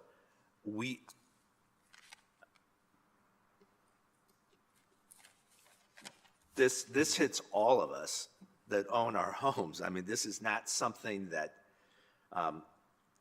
discriminates against a certain population. This is something we're all paying, and we're in this together. So I would not be able to support a tax cut when we have such a tremendous pension obligation that we still have to pay. So thank you, Madam Mayor. You're welcome. Councilmember Vespa? Thank you, Madam Mayor. I agree with Councilman Riggenbach here. I think those were very good remarks. I think this motion, while well-intended, is fiscally irresponsible. We all know, we've all seen these graphs, you know, how much in obligations we have over the next decade plus. And, you know, saying, well, we're just going to take it out of the general fund and then we'll just start issuing bonds sooner, that doesn't make me feel comfortable. It's more debt that we're going to be putting on the backs of future councils so that we can get a break today. And I mean, I understand people, you know, I like a break. I like to get my taxes cut. But, you know, I do think it's a misnomer, people saying that we're raising taxes. You know, your federal income taxes at 37% is the highest marginal rate. If you make more money the next year, you're going to pay more in taxes, but you know the federal government didn't raise your taxes. It's the same rate as it was. I do understand. I think Ms. Meeker made a decent point at the outset here. It's, you know, it's less liquid than income. Property taxes are less liquid. So I mean, I wish we could do this via an income tax and, you know, put more of a burden on the wealthy, make it more progressive. But unfortunately, we need to collect our revenue via property taxes.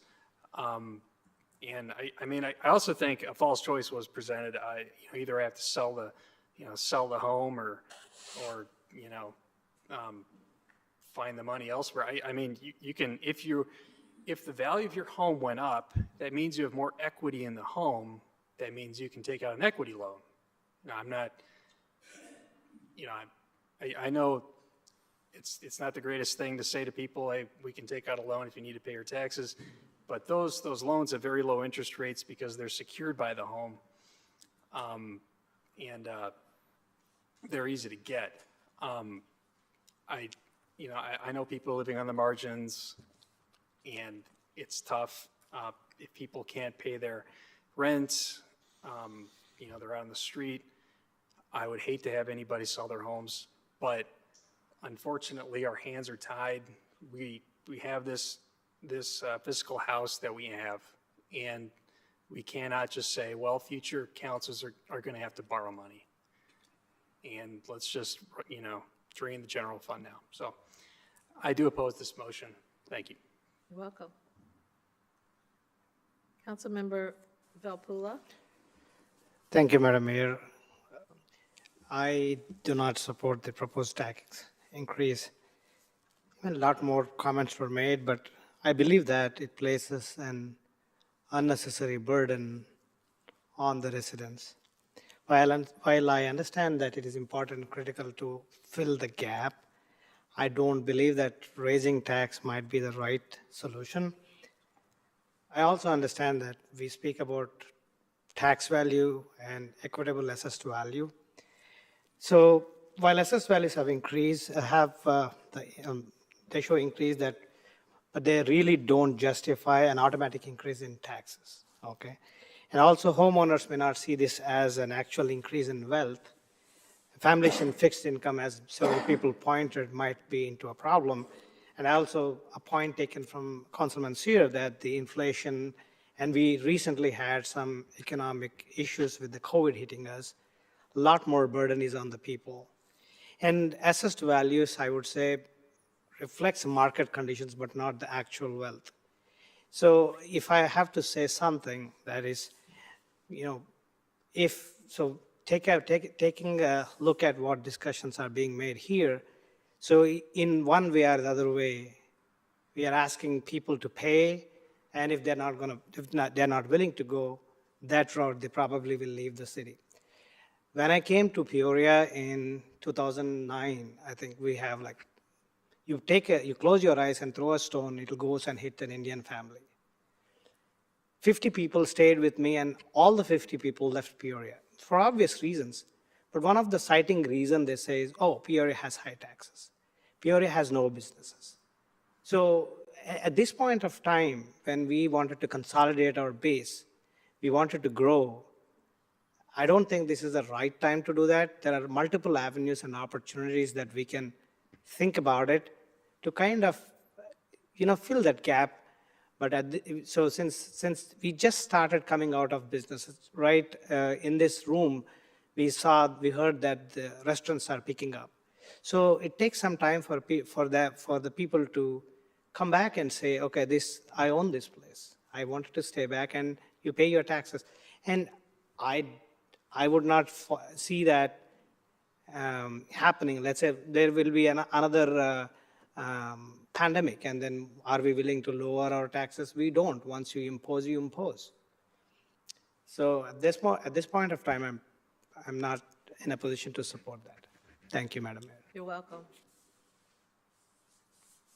And just to clarify, Manager, the original plan was not to increase the rate. The rate would stay the same. The rate actually goes down slightly, but it's virtually the same. Okay. Thank you. Councilmember Kelly? Thank you, Madam Mayor.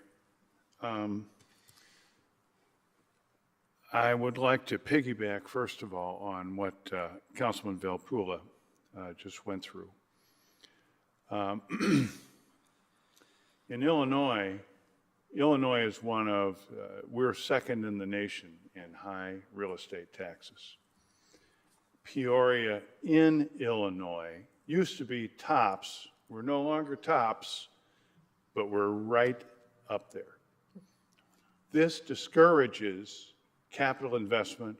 It discourages residential, discourages all the things we want more of. We are fairly flush right now.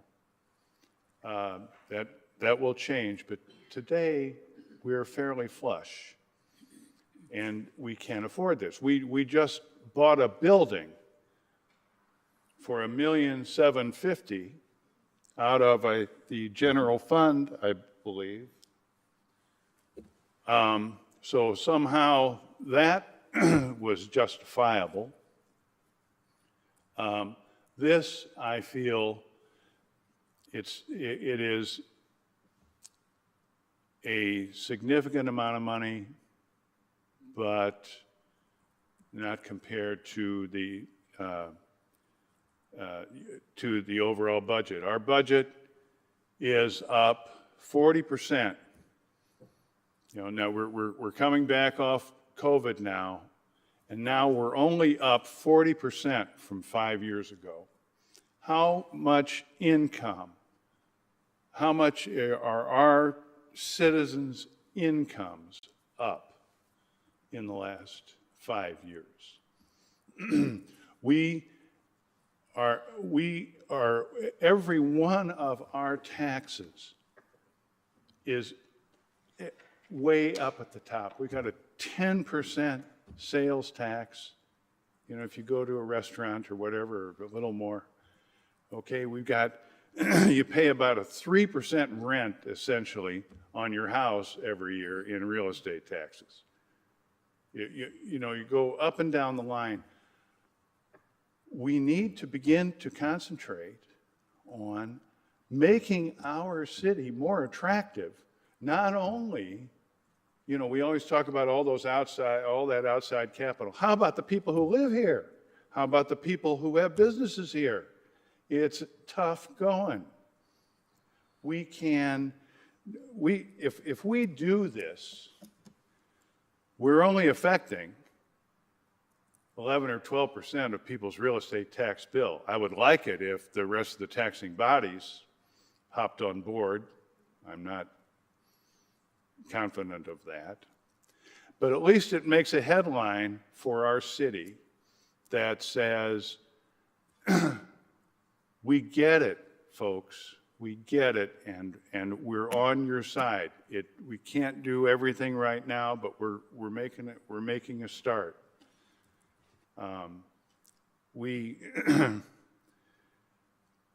Our pension problems are big, and they're going to get bigger and bigger and bigger. If our city is growing and growing and growing during that time, it's going to be easier. The way it'll grow outside of inflation, which is all we're seeing here, the way we can make it really grow is to make investment in our city really better. I think we would all like to see Peoria, Illinois being the best place in the state of Illinois to invest, to live, etc. And we get all wrapped up in our minutia, all of which is important, but the overall picture is we're not doing anything different than we've ever done. And I think we need to start moving down the road toward things that maybe take a chance on doing some things a little bit differently. So I'm going to support this, realizing that for Ms. Meeker and others, our keeping our levy the same is hardly going to be noticeable on her tax bill because of all the other taxing bodies that are on her tax bill. But at least it's something where we're getting on the right side of our citizens. Thank you, Madam Mayor. You're welcome. Councilmember Euler. Thank you, Madam Chairwoman. First of all, I hope no one ever has to go to their friendly local banker and say Councilman Euler making sure the city of Peoria is flush and they need a loan is the solution to any problem. Back to the actual issue, Mr. Manager, can you clarify, the budget proposal you provided is keeping the tax rate the same? Correct. So reducing $2.5 million would be reducing the rate. The rate would go down to about $1.45 from $1.55. So for the audience, because I think even up here, it's been incredibly confusing, and I'm not sure everyone fully understands the discussion. We are not planning to raise taxes. However, the equalized assessed value, the public value has gone up, so that will cause additional revenue to come into the city. I am going to support the proposal because I think because values have gone up, we can afford to reduce the rate. But I want to make sure the public is very clear on what the actual discussion is. And it's not a proposed tax increase. It's the fact that the values went up, so the manager did his job and built a budget based on the rate. And so I appreciate the manager's budget, but from there, it's on us to decide what to do next. So we have to make the conscious decision to reduce the rate to compensate and give some of that back and help the taxpayer. Regardless of what we do here in this budget, that needs to be understood amongst everyone as it relates to every other taxing body, because the majority of it goes to the school district. You've got the park district, the county. And so all of those other taxing bodies are going to have the exact same effect. They are all going to see budget increases because the rate, if their rates are staying the same, they're going to generate additional revenue because the values increased. And so this is probably one of the smallest pieces of the pie in terms of the rate and the tax payment that you make. And so anyone who feels the desire to come and address this with us, and they should, absolutely, that's the purpose of the open hearing, should be doing it with every single one of the other taxing bodies as well, because the bang for the buck isn't going to be here at Peoria City Hall. It's going to be at some of the others. Thank you. You're welcome. Councilmember Allen. Thank you, Madam Mayor. And I appreciate the motion being brought forth. I think, having the foresight to want to provide some relief to our constituents is very important. And as someone who is doing his best to balance his own family's budget, I completely relate. Although I think we have to be sensitive to the fact of making a short-term decision that will have long-term consequences and really having an impact on basic core services later on for our constituents. When we talk about the value that they want and the quality of life they want in our city, they want to ensure that they have quality basic core services, and that's police, fire, code enforcement. We got that white stuff coming here in a couple of months, making sure we got adequate snow removal, things of that nature. And so we just want to start always keeping in mind of keeping the main thing sometime. I mean, it's unfortunate that we do have such a unfunded mandate that we have to balance, but we have to do our best of balancing that unfunded mandate while also maintaining basic core services that our constituents deserve. So unfortunately, I won't be able to support the motion as presented. Thank you, Madam Mayor. You're welcome. Councilmember Graham? I find it interesting that fiscal responsibility means sitting in these chairs for several months now doing nothing about the collapse of our downtown. That's fiscally responsible, right? Wrong. You have a report, and I asked for it, and you got it, on the amount of drain we've had, police resources, fire rescue resources, community development resources, dispatch resources, because of this continuing malignancy that we have downtown, which frankly, Manager, didn't seem to bother you that much, or the mayor, nor the council members. I am the councilman for the downtown neighborhood, and I'm here to tell you right now, I have over 1,000 emails on this, and I know these people have copied a lot of you folks on what's happening.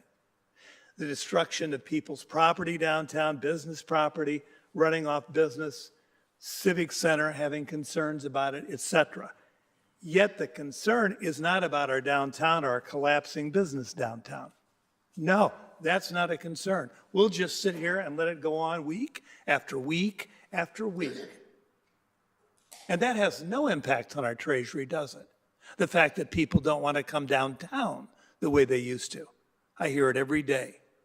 You ought to know that this has to change, and I'm hopeful that on the 19th of November it can change. In the meantime, because of the malignant neglect, and I'll use the term again, caused by some of you who are obviously not fiscal hawks, not protecting your downtown business, we're now in a situation where this is the least we can do. Then you have the people who live in the neighborhoods who have been vastly impacted by the repeat crime. Because for some reason in this state, we just can't get control of the repeat criminal. Go to some of my neighborhood meetings. Find out about the vandalism, the break-ins, and everything else that's happened. Oh, but we're going to be fiscal hawks. Really? While your city is collapsing around you, it's like Nero fiddling. I'm telling you, and I've said it before, if we don't do something about what's happening, stone's throw away from us, we're not going to have a viable downtown, and we're not going to have viable neighborhoods, period. So when I hear all this, oh, I'm the very stern father, and I'm going to make certain that you don't squander your allowance. You've sat here while our downtown's been squandered, while our neighborhoods are overrun by crime. And I know it's not just Second District. I know it is not just the Second District. Neighborhoods that heretofore have never asked the police to come and make a presentation. Neighborhoods that have never asked for a neighborhood watch program are hurting. And you think crime's down? It's not down. There are a lot of crimes in this community which are absolutely not being reported, which is, of course, the fault of the citizens. I try to encourage them to continue to have faith in the system, which isn't working well right now. We've got to get this system working for all neighborhoods, including the downtown neighborhood, probably especially the downtown neighborhood right now. But we've sat, and we've sat, and we've sat. Before I came in here, there was a lengthy email on my phone about a lady who has a business downtown. They've broken in there. They've done damage. You've gotten emails from folks who have businesses downtown about the extra expenses they're having to incur, having trash hauled away. And you sit here and you act like you're fiscally a hawk, that you're trying to prevent something bad from happening. We've got to get our downtown and all of our neighborhoods moving again.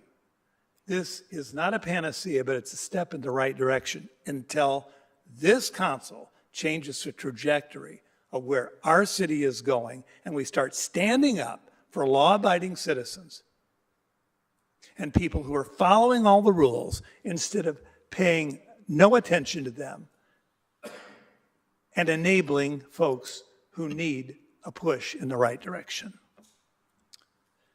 So that's why, Councilman Sear, when you called me, I was on board, because I know the hurt that's out there in every neighborhood, and probably especially our downtown neighborhood right now.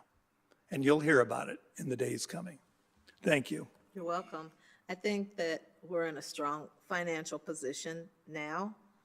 The city is, but I do believe a storm is coming.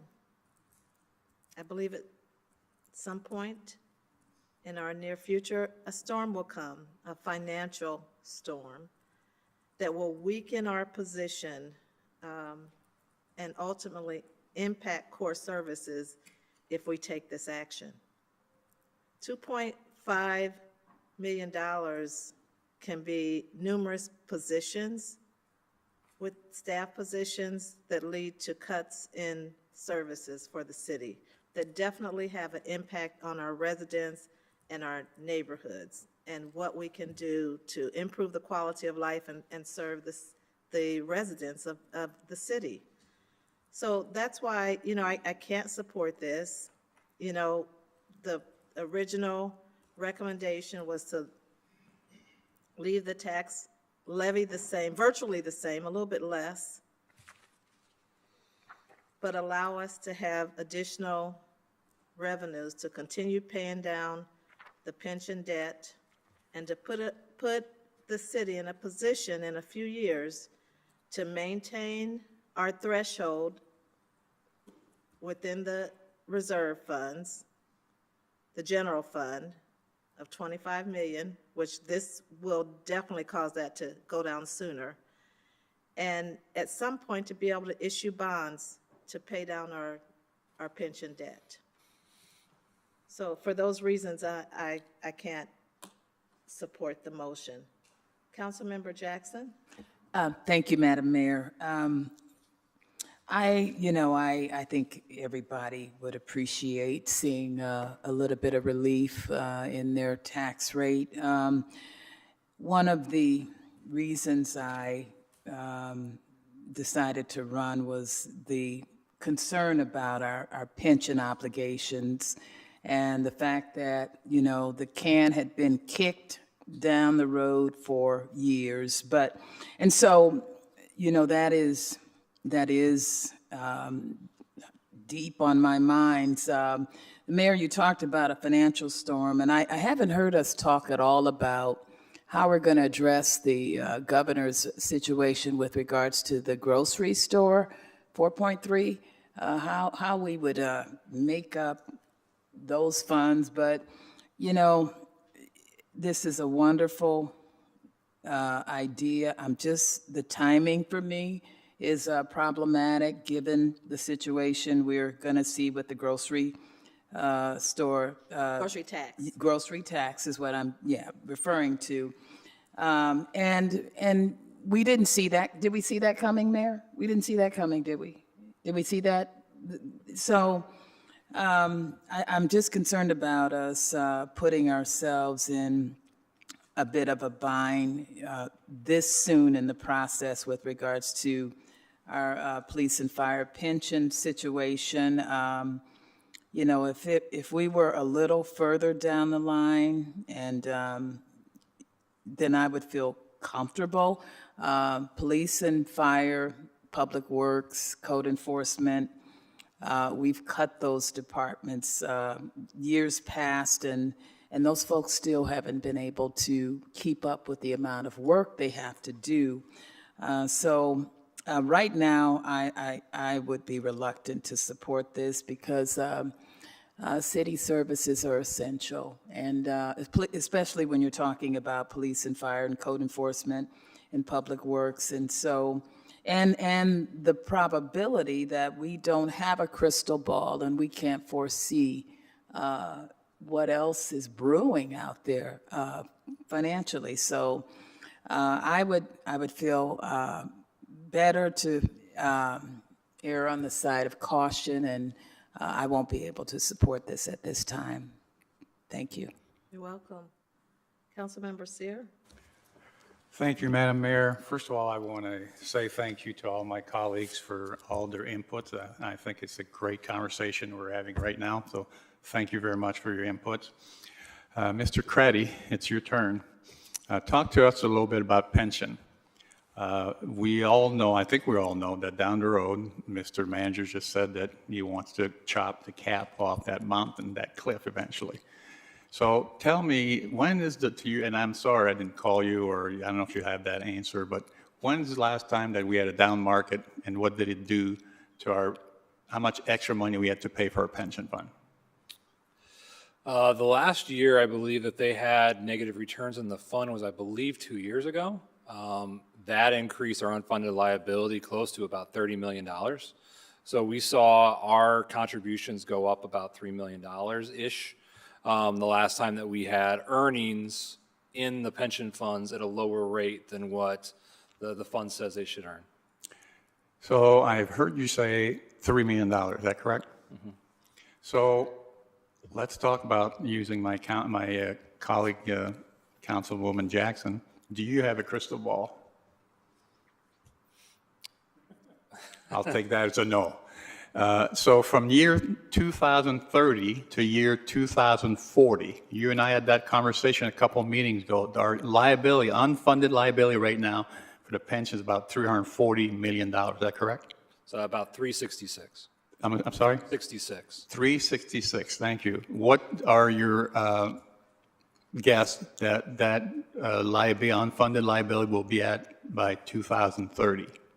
My rough estimate would probably be in the neighborhood of 225 to 250 million. So you told us that before. Let's use the high number, or you can use the low, I don't care.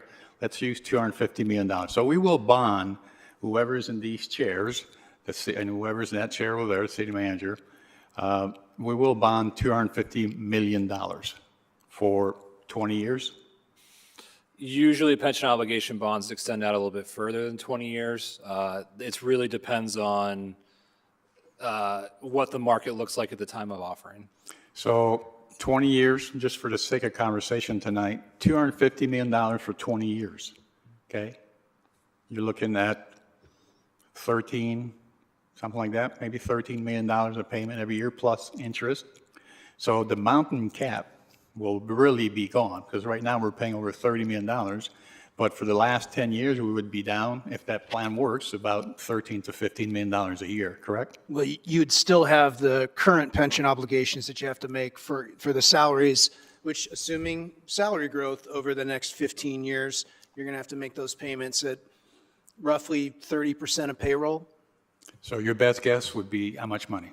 You're going to be in probably the $25 to $30 million range right there. So $35 million is a lot less than your page, whatever it was here, the graph on page 52, we're at $81 million, year 2040. So by your guess today, which we don't have a crystal ball, but we'll be around $30 million level payment for 10 years.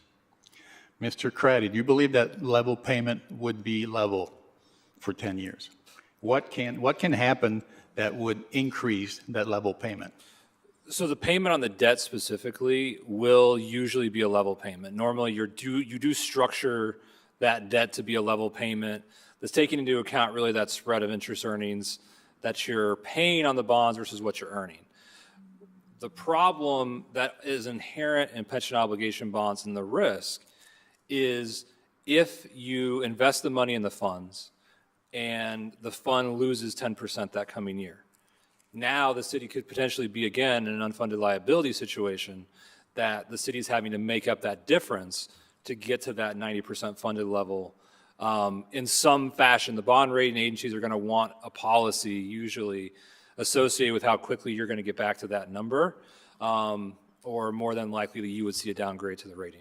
Thank you very much, Mr. Craig. That's a very long explanation, but my point, I think, is very simple. There's just none of us has a crystal ball, especially to what will happen with our investment, bond investment from 2030 to 2040.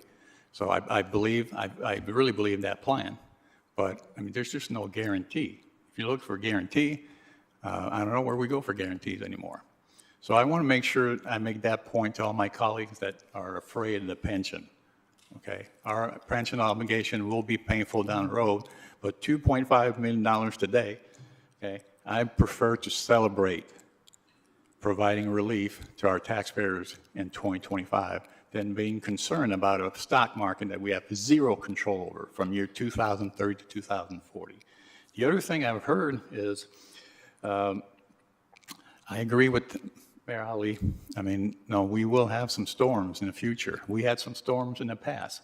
Last time we had a storm in the pension, we had a pension, what was it called? A pension fee. We had a pension fee for a couple of years, and our taxpayers were not happy about it, but we took care of it and we went through that storm. So, Madam Mayor, you are correct. We will have some financial storms in the future. But for now, all I'm trying to do is just celebrate providing some relief for current taxpayers. Thank you very much, all of you guys. That's all I'm going to say about it, but I really appreciate all your comments tonight. Thank you, Madam Mayor. Thank you. Councilmember Kelly? Thank you, Madam Mayor. And thank you, Councilman Sears, for inspiring me to make this short. Thank you, thank you. I would just like to say we look at our situation as something that's never going to change. We adopt policies that are failing in Pittsburgh, in Milwaukee, in Cleveland, in Chicago. We're doing the same things they're doing, and we're expecting a different result. We need to get off that train, or we will fail. This is something those towns don't do. We need to think of some other things that they don't do that work. But just continuing to go along like everybody else means we're deeper and deeper and deeper in the mud all the time. We need a little imagination, and I compliment Councilman Sear on his. Let's all get to work on imagination. Thank you, Madam Mayor. You're very welcome. Seeing no more discussion, I would ask Madam Clerk if you would read the motion. The motion is to reduce the tax levy to the 2024 amount. Is that correct? Oh, sorry. Would you make the motion? Yes, the motion is to keep the property tax levy at the same dollar value as last year. That is the motion. Okay.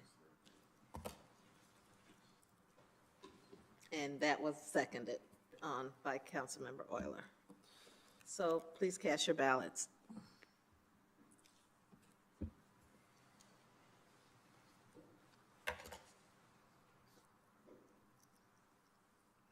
Motion fails with 4 yeas: Belpula, Kelly, Greb, Sear, and Euler. 5. 5 yeas. Thank you.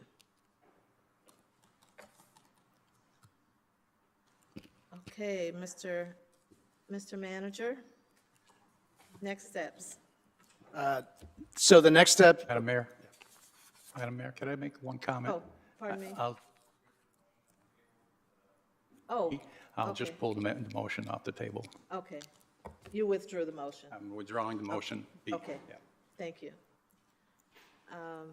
Mr. Manager? thank you, Madam Mayor. At this point, if there are no other motions, staff will be willing to prepare the appropriation ordinance and the levy ordinance with the motions that have been adopted this evening. And we can prepare those for the night of the 12th so that we wouldn't have to have a meeting next Tuesday if council is amenable to that. And then we can have everything ready to go for the adoption of the appropriation ordinance and levy ordinance on November 12th. November 12th. Okay. We won't have to meet next election day, November 5th. Correct. All right. Madam Clerk? We are at citizens' opportunity to address the city council. Do we have any cards? No, we do not. Cards. Do we have an exec? We do. Okay. Yes. We don't have that. Before we go anywhere, do you have a motion to read for executive?